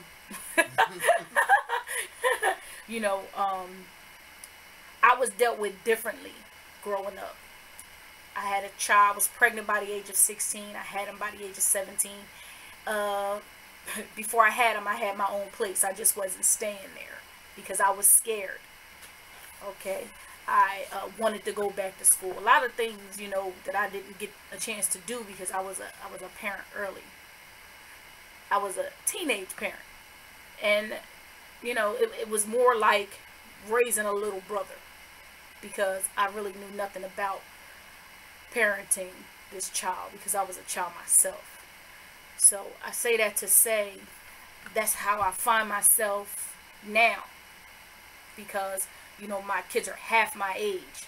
My son will be 25 and I'm 42, you know. So some of the stuff he's going through, I didn't go through, because a lot of things I didn't do because I was scared of doing it. Some of the things I should have tried, but I was so scared of failing because I didn't have anybody there really guiding me through it. Okay, I only know what I was scared not to do. So now I'm learning, allow them to go through some things so they will learn. But at the same time, I want to say, no, don't do that. But then I see where they need to learn a lesson. You know, so I'm all confused in myself right now. Okay, and we have all sons and one daughter. I say all sons because it's 6 boys and 1 girl. From the ages of, let's just say 25 to the age of 4. Okay, and even within that is 2 sets. Because we have little ones that are under 10. Some in between that are teens or tweens. And then we have a whole adult that has been in jail for the last 5 years, that it's an adult that's pretty much to me like a kid. That's how so I don't know how to deal with that. I'm more on the rougher side. Listen, just do it. Okay? Listen, get a bus pass, catch the bus, you know, and that's, I find myself emotionally wanting to explode and just be like, you know what, whatever, y'all do whatever, but I don't want to just let them go and not guide them because I'm being stressed out. You know, they're different than I was. I didn't do some things because I was scared, you know, to fail or just to go down that route, you know, whereas they just seem to, I don't know, I don't want to say like they got it made, but for instance, like if they got off early, they wouldn't say, okay, my mom and dad, they in the room, they, you know, let me just hop on a bus. I would do that. They wouldn't do that. Just keep calling, like, oh, can you come get me? Can you come get me? And I'm like, what is going on? Like, take the initiative, do something. And I'm certain that other people go through this with their kids, but I'm not around those people right now. I'm around y'all. As little as it is, I'm around y'all. You know, I need the advice of people that's trying to raise their kids the same way. People that's not going to react like the world reacts. You know, so I just feel like, okay, how far to go with them? And the other thing is, they not calling on Yahuah. Have they been here for these years that we've been, you know, sitting in this room and studying with everybody together. Yeah, they've been here, but honestly speaking, they're my son said to me, he said, you know, I don't understand why that happened with Quran. He said, you know, because I asked him something about praying. He said, I ain't with that right there. I'm not with that. So I said to him, well, like, how you expect him to make moves for you and you ain't even calling on him or giving thanks to him? Like, really, I was quite offended because I know who keeping me. So I said to him, well, listen, this who I'm calling on, okay? And this who feeds us here in this house. So when you come in here and you partake in any of this, that's who's doing it for you, all right? So if you can't call on him, then I don't really know what to tell. I don't understand how you expect for him to even, you know, keep you. How you expect to be baracked by somebody that you're not giving esteem to? Like, I'm almost fed up with these conversations. Like, I see Yahuah baracking you. I see it. Yeah, you see it? Like, if I was Yahuah, oh man, I'll probably smack him. Like, really? Now your leg don't work, what? Yeah, that's where, I mean, good thing I'm not him, because that probably happened to a lot of people. What? You can't see now, what?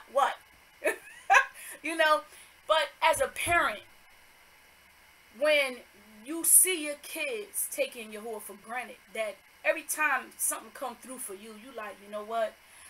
Like Akeem just said, I'm sorry, Akeem, but I can't take credit for that. I know who it come from. But the kids, I don't even know if they take it for granted. It's like, maybe I just don't know. So that's my request from the family in the room. And I'm probably leaving out some stuff, you know, but that my character will be flawless when it comes. Well, I can't even say flawless, y'all, because I'm telling you, I'll be wanting to snap on these kids. You know what? Y'all just pray. I don't want to say grace and mercy, but I guess mercy would be in. I'm gonna need a whole lot of that with them. Okay, but I just definitely need prayer concerning raising them and being right. You know, not so I can say in the end, I told you so, but that for a change, I can be pleased with the fruits of our loins. Like, when am I going to see the fruition of that come? You know, I always pray for my kids. Always. That they would be men that would love you. I always pray that they will be men that love you. I don't see that at all. Not one of them. Okay? Not one of them.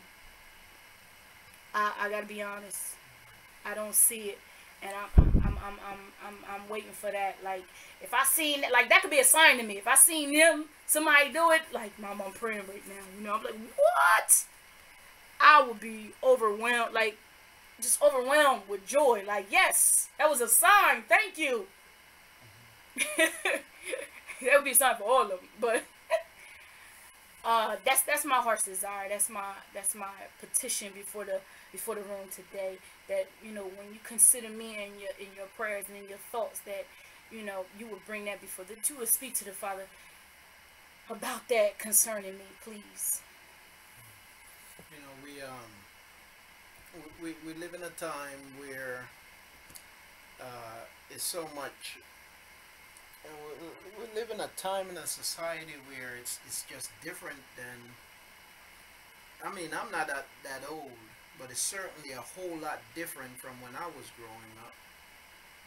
The stuff you see, what you hear, what people say, everything that's in front of you, it's just different. And that's the age that our children are being born into. You know, the text that says, when Yahuah, the question is asked, if at his return will he find belief in the earth, it becomes more and more real with every passing generation. Combine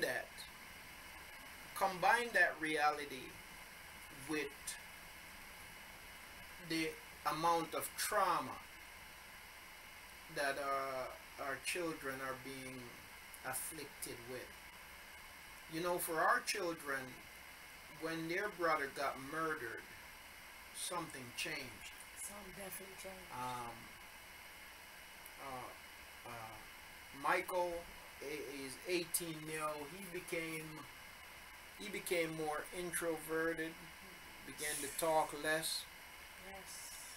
But where smile less. Smile less. Where he would you know, where they would be, where we could sit down and we could talk about Yahuah, study and stuff like that, they begin to show no interest, you know.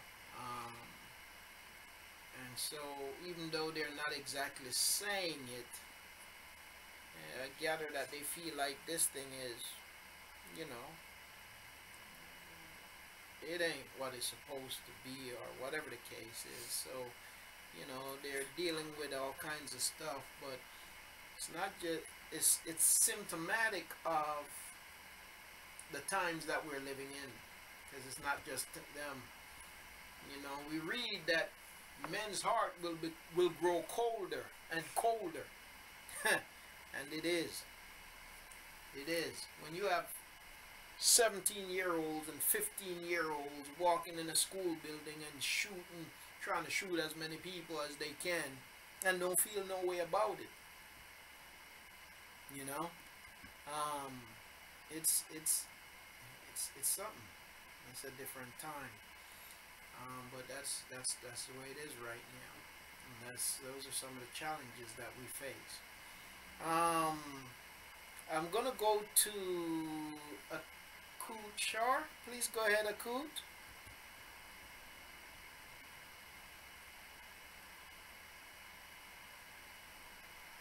I'm gonna oh, you got it. Shalom, Aki. Shalom, Mashpaka. Shalom, Akut. It's wonderful to hear your voice. Praise Yahuah. We are here. Robert's here as well. Aki Robert. Aki Rob is there. Shalom, Mishpaka. Shalom to you, Aki. I just wanted to first and foremost and always give all praise, honor, and esteem to Yahuah. Without him, I am nothing. I have nothing. Yeah. And you know, Aki, my mother was not college educated, but she had more common sense than some of the smartest PhDs I've ever met in my life. And she used to sit me down and tell me that, son, you can't judge a book by its cover. You have to read the book. Yes. You can't say that all of one group, all of one religion, all of one race. You can't stereotype, because there's good and bad in everything. And so that's the foundation of why I'm saying this. Is previously you were talking about, you know, that your whole goal is the truth and nothing but the truth. And that's the wonderful thing. And I know that Yahuah is using you as a vessel to embellish us and teach us. But what attracted me as a white man to you was the fact that you don't see color, you see truth. And that's what it's all about. You show it in Scripture, you back it up, and to me, that's the nuts and bolts of everything. And that's why it's a baraka that Yahuah has selected you to be our teacher. And I just wanted to say that. And with that, I'll release the mic to my wife. To the Aki, love you a whole bunch, Aki, and appreciate you. Appreciate your Rashad greatly also. Go ahead, Akut. He loves you too, Aki. Believe me, I know he loves you. And I'm praying. He talks about you. Go ahead, and I'm praying for you and your family, Aki, every day, just so you know. I appreciate that so much. Appreciate it greatly. Praise Yahuah. And but you know, Aki, now we're not altogether sure exactly what happened with your son. My husband and I, we're not. My Ayash. And so, but we send, you know, we're praying, you know, that everything's okay and that the outcome would be, you know, okay. But we just don't know exactly what happened. Okay. You know, I have to say, Akeem Patrick is the one was talking to me, or he told me he spoke with you, and you made mention about what took place. Yeah. But so I'm still not too clear. Okay. Yeah. So what happened? He was picked up by the police because they said that they had someone on video where the pants that the person was wearing and the sneaker that it matched. His clothing, pants and sneakers, matched what somebody involved in the shooting was wearing. So they picked him up on that, and they arrested him and charged him with attempted murder. And then they found a gun and a shirt in another location, and because they found the gun and the shirt, and they said the pants and the sneakers all matched what the person in the video was wearing, that he was wearing, they charged him with attempted murder and second-degree possession of a firearm. And so he didn't have the weapon on him, but they said that the person in the video that had on the same pants and sneakers that he had on had a firearm in their hand in the video, and so they charged him with second-degree possession of a firearm and attempted murder. They had him. He was locked up. They had him for a week. He was arrested on Thursday. His first court appearance was on a Tuesday. We went to the court hearing. When we went to the court appearance, at the first appearance, the prosecutor is supposed to present what they call a discovery, which is basically showing the court the evidence that they have to press charges against him. So when they went for the first court appearance, the prosecutor said, we don't have a discovery, we need some more time. In other words, we don't have any evidence against him, we need some more time. So they asked for 3 or 4 more days. We went back to court after those 3 or 4 days, and they 3 days, since they allowed the state 3 days to present whatever it is they had. Yeah, so they had 3 more days. They went back to court after 3 more days, and they still didn't have any. So the judge ordered his release with conditions, and the condition was a home monitor, basically put him on house arrest. But the reason why what the prosecutor argued for even a home monitor and the charges not being dropped against him was his record, because my son does have a record from making a very foolish decision when he was I believe 17 years old. So no, he was 19. Oh, he was 19 when that happened? Either 18 or 19, because that was an adult charge. That wasn't yeah, so it was 18 or 19, and so what the prosecutor did was use his record to argue against him, not use evidence in this case, but use his record to argue that the charges shouldn't be dropped. Now, if he had a private attorney, the charges would have been dropped, but he didn't. He had a public defender, so you know, the way the system is, if you don't have money to pay for your defense, then basically, you know, they're not really not fighting to free you like that. So because all he had was a public defender, even though they had to release him for lack of evidence, they still kept the charges against him. She said she was surprised they let him go too. Like, well, why are you surprised? So you know they don't have what they did. Yeah.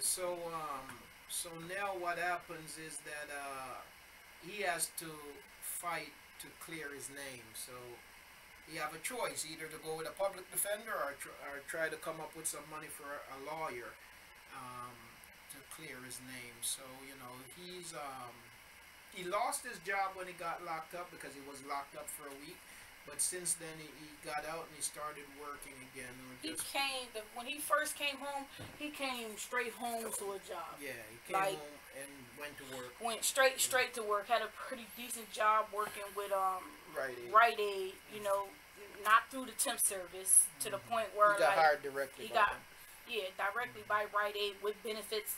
You know, I'm like, listen, everybody's telling them how Barack T was because of the record that you have. You know, I ain't never known nobody get a job, you know, directly with a company with a record like that. Now, I could be wrong. I'm not out there, I'm not an offender out there looking for a job. You know, I don't know how that really goes, but I seen that as a Barack. Well, certainly at my job, you wouldn't be hired. You know, so I seen that as a Barack, and you know, I don't know if he got out and he started getting cocky. I don't know. I didn't see that.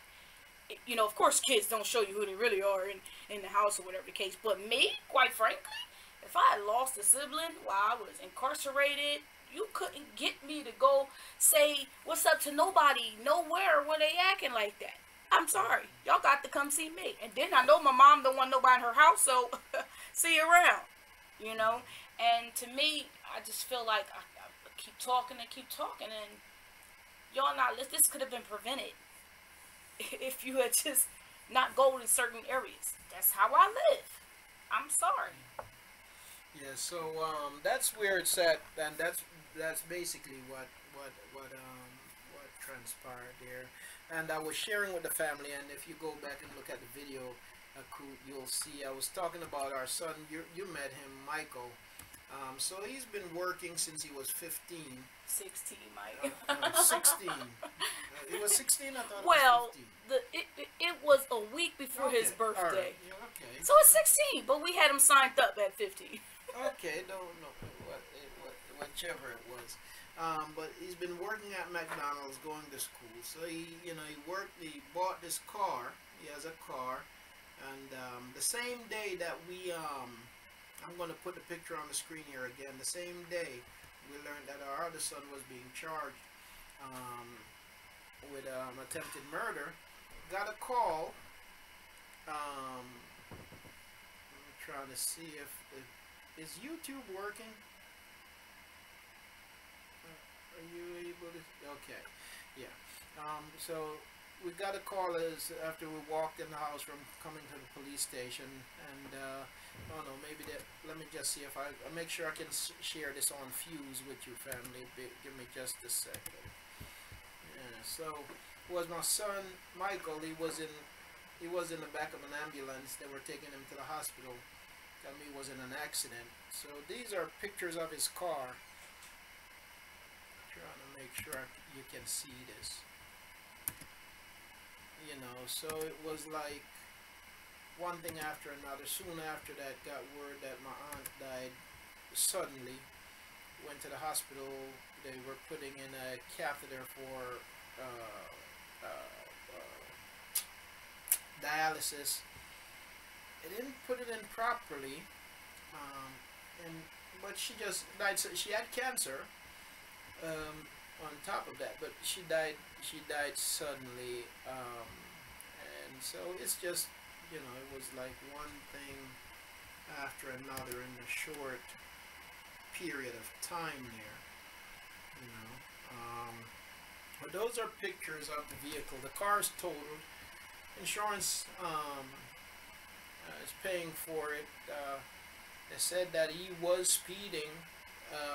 Not a whole lot, but he was going above the speed limit, so they are only paying 70% for damages and medical costs. We'll have to pay 30%, the other 30%. But somebody basically ran the stop sign. A young lady ran the stop sign and hit his car, and that was the result. So those are, you know, some of the things that's been happening here in a short period of time. But that's where that is. What, can you hear me, Aki? I'm sorry, you just cut it. Yes, you can. Yes, I can. No, I expected you to come back, Aku. Okay. Well, wow. I mean, goodness. Sorry for all that's going on in you, you know, on with you right now. Yeah. You know, Key, if he had because your son had this public defender, right? What you call it? Yeah. You know that they're only going to do the minimum. Yes. And sometimes not even that. yeah, and sometimes not even that. If he had probably what, another lawyer? If they had a good lawyer to represent him, that case would be thrown out instantaneously. Yes, absolutely. Because the first day when they arrested him and they said that they have him on video, he said it's not me, and they keep pressing him, telling him make this easy on yourself, confess it. I can't confess it's something I didn't do. So then he asked for a lawyer. They say you have a private attorney. He said no. So they said okay, we'll provide you a public defender. The public defender came in and without any other question, the very first thing he said to him was, listen, just confess to this and we'll work out a plea deal, we'll make it easy on yourself. And he said, I can't do that, so without anything else, he came in telling him just confess, so that's the kind of representation you get. Well, the defender has like 200 different pieces. Yeah. So he just wants to get the thing out. Right. So now, okay, so he has to wear the ankle bracelet? Yeah. Ankle bracelet? Yeah. For how long? Well, I guess when he goes to trial in June, and until the case is resolved, I guess. So now, like they give him, they know what his work schedule is. He goes to work. If he comes home, he has to be in the house. If he needs to go, like say, get a haircut, he has to get permission, to leave the house and stuff like that.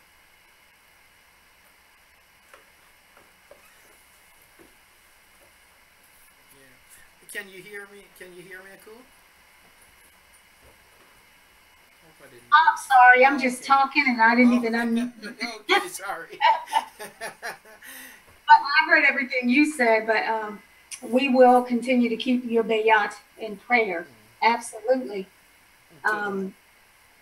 So, all praise to Yahuah. That lesson was outstanding, Aki. $2 Rabbi Yahuah and $2 Rabbi to you for it. Praise Yahuah. It was something, I was going to say, here is where Robert should have finished law school. He probably could have been to his lawyer. All right. Shalom, family. It's good to be here. Good to see everyone. And I'll release the mic. Praise you. It was great hearing you both. Shalom to you, family. All right. Well, Mashpaka, once again, it's been a delight and a baraka to see each and every one of you, to hear you and to fellowship with you. May Yahuah truly continue to barak you and to strengthen you. Yes, go ahead, Aki. Yes, Aki. Just want to say shalom to the Mashpaka and all praise and esteem to Yahuah. I should have said it the other way around. The sister that came on, and spoke, their testimony was powerful. Yes. And it moved me, and a lot of things that I can hit on about what she said. But the main thing that she said is for us to remember who we serve, no matter what the circumstances is. Remember who we serve. Indeed. To remember, just constantly understand that. I have a testimony, but I'll hold out because I'm at work. I'll hold out till next time we meet up. I have a testimony as well, but concerning the police and the things that I've been through with the police in those times, that when I was in the midst of all of that, I remembered, simply remembered. And I knew that regardless of what was going to happen, I understood it was as well for whatever reason. And I was fine with it. I was fine with it. And I think as long as we remember, we will kind of calm ourselves in the midst of that storm. And we will, opposite, pretty much operate in the spirit. We'll be in the spirit. We are, and it's hard. I'm not saying that it's easy, but I guess the more we meditate on Yahuah, the more we meditate, the more we remember who we are in Him, and the more we continue to study, meditate. I mean, it's collective things, right? Yeah. There's always a collective of things. There's a collective of things that we have to do and it's what he's calling for us to do. That's, anytime these things come out, I really believe it's something that he's trying to tell us. Yes. It's something that he's trying to show us for his glory, for his esteem. He's trying to show you something in the midst of all of it. And I think, and maybe, who's to say, if Uncle Kim's prayers aren't being answered right then and there, right in this midst of right now, who's to say her prayers aren't being answered so that her son's hearts can be softened, her son's heart can be softened, that they can cry on Yahuah. This is the opportunity. This is our opportunity to cry out to him, to cry out and say, the things that y'all taught him. Yahuah, help me with my disbelief. Help me with my faith. I act prideful, whatever it is in me, take it out. Who's to say if her prayers aren't being answered right now? Sometimes we can't see that, but who's to say that? And that's just, it's an opportunity. It's an opportunity, and sometimes we miss that opportunity. So, again, you guys are definitely in my prayers. I pray that when I heard about it, didn't comment too much on it. Just was really honestly in awe, and a lot of things went through my mind to say, Yahuah's moving. He's always doing something. He's always doing something, and regardless if he's using the adversary for it, whatever it is he's using something to move us, motivate us. So just want to give you guys encouragement, and also help y'all understand, encourage you to understand that. And I know y'all do. No question. We vent, we talk, we say things, we constantly running our mouths about whatever. But at the end of the day, we know what it is, and we try to cover every little thing that and to encourage each other, try to cover every little aspect of why we feel the way we feel, why we don't pray when we we don't feel like, and so on and so forth. But we know, and those times that we don't feel like praying, we are here for each other. That say, look, we know that's the adversary, whether it be flesh, spiritual aspect of it, or the physical aspect of it. We all go through it, and not to spend too much time. Just constantly remember who we serve. Remember that when it happens, it's like, okay, you just got to ask yourself, he's doing something. Not even asking, he's doing something. And so, Cool Kim, be encouraged. I pray the same prayer for my son. And who's to say if he will, serve him or so, but sometimes our prayers are answered. And we gotta know when collected. Okay, well, we gotta know when or recognize when it's happening. Try to recognize when it's happening. And be still and kind of pay attention. So just want to give all the esteem and praise to Yahuah, and love you guys, love the Mashmakah, and hope to see you guys soon. Praise Yahuah. To the Rabbi Key, and the challenge for each of us too is to remember that what you might be facing today, it really ain't the end of the road. It ain't the end of the story. If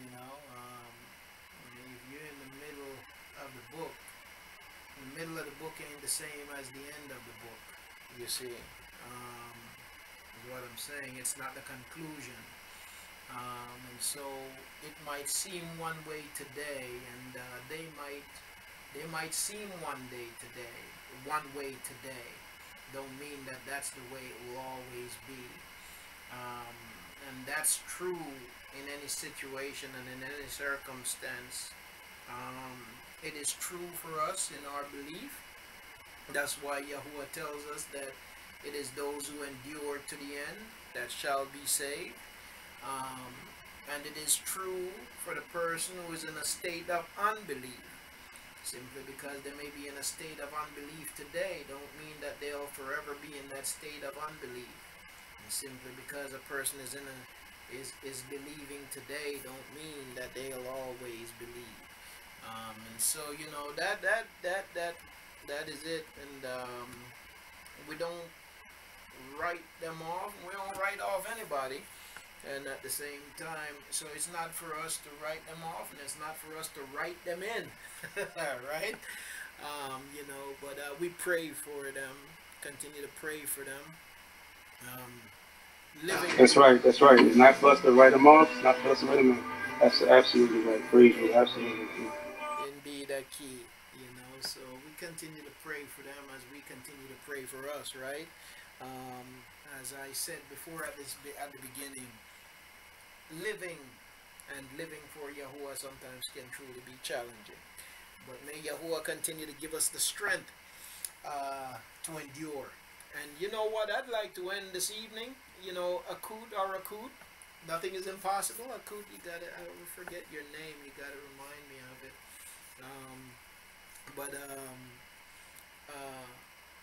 She mentioned that several times we got to endure, and as she kept saying it, we got to endure. And I'd like to end our fellowship today with that song, Endure. Okay, I'd like to end our fellowship today with that song, Endure. So I'm gonna prepare to close out, but I want to leave you with this song after I pray. I want to leave you with this song to each and every one of you, family. Wherever you are today, some of us might not need it today. We might feel strong today, right? But the time will come when we'll need it, and so may Yahuah put it in your little suitcase that He has given you for the journey. When you need it, just pull it out, right? And so, family, once again, I want to say Toda Rabbah to each and every one of you for being here. Toda Rabbah for your encouragement, for your continued prayer. And thank you for your presence. I praise Yahuah for you. We love you. We appreciate you. And it is my continued prayer that I can be a source of encouragement in your life as much as you are in mine. May Yahuah truly continue to barak you, to strengthen you, and to keep you in all that you do. I'm gonna pray, and then I'm gonna leave you with this song on this evening, Endure. So let me just get that queued up, and then we're gonna pray, and we'll go out with that song. Okay? Just bear with me here for 1 second while I get that ready.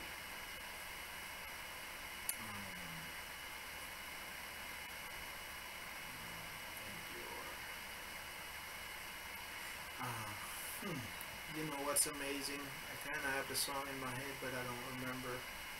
I don't think it's titled Endure on my playlist, and so I'm trying to remember which one of the song it is.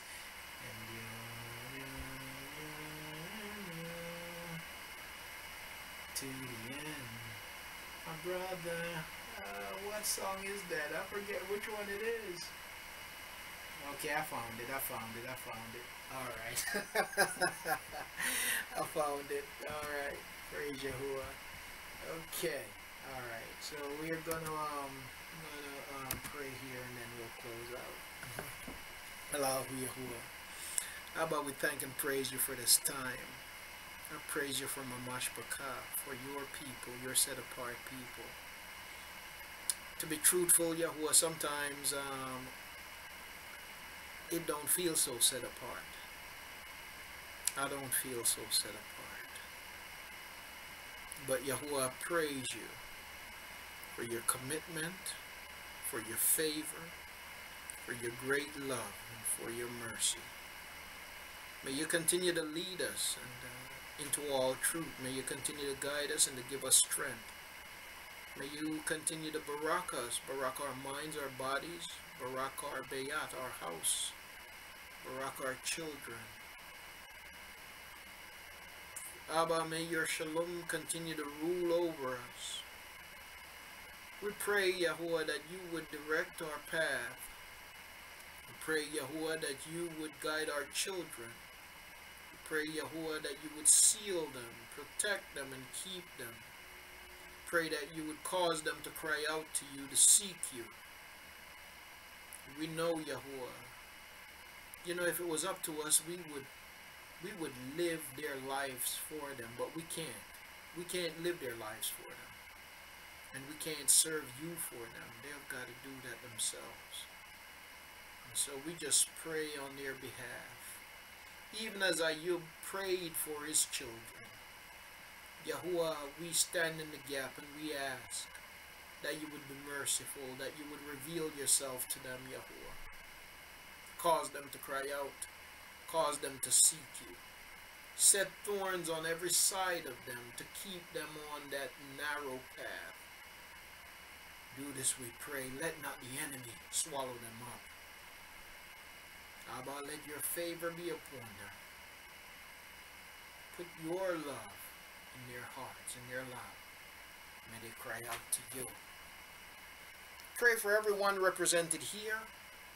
Pray that you will barak and strengthen your mashpaka, your people. Father, may you continue to show us the way and help us to endure.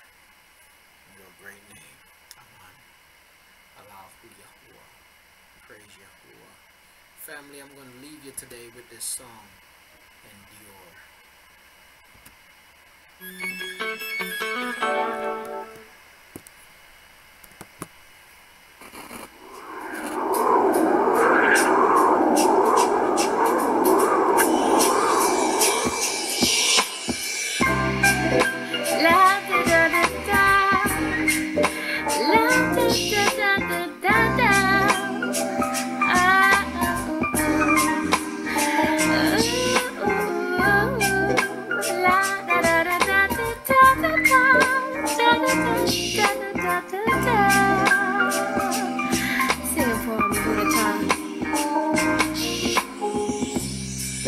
Just need to talk to you today. Satan trying to come mess up what you made for me. You know I just can't let him in. I know you fight until the end for me.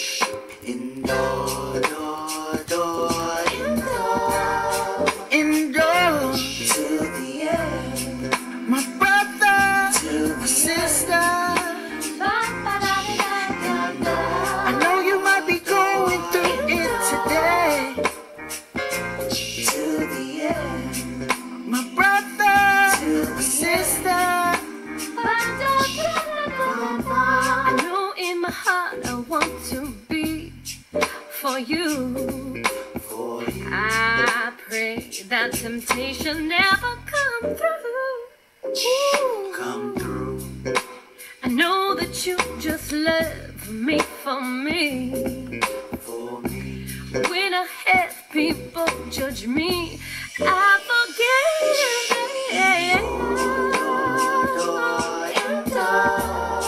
Endure to the end, my brother. To the end. My sister, endure to the end. Keep my brother to the end, and the witness of the Messiah. Hallelujah. Mashpaka, continue to endure. Hallelujah. And Yahuah willing, I'll be seeing you soon. Love you all. And stay strong in your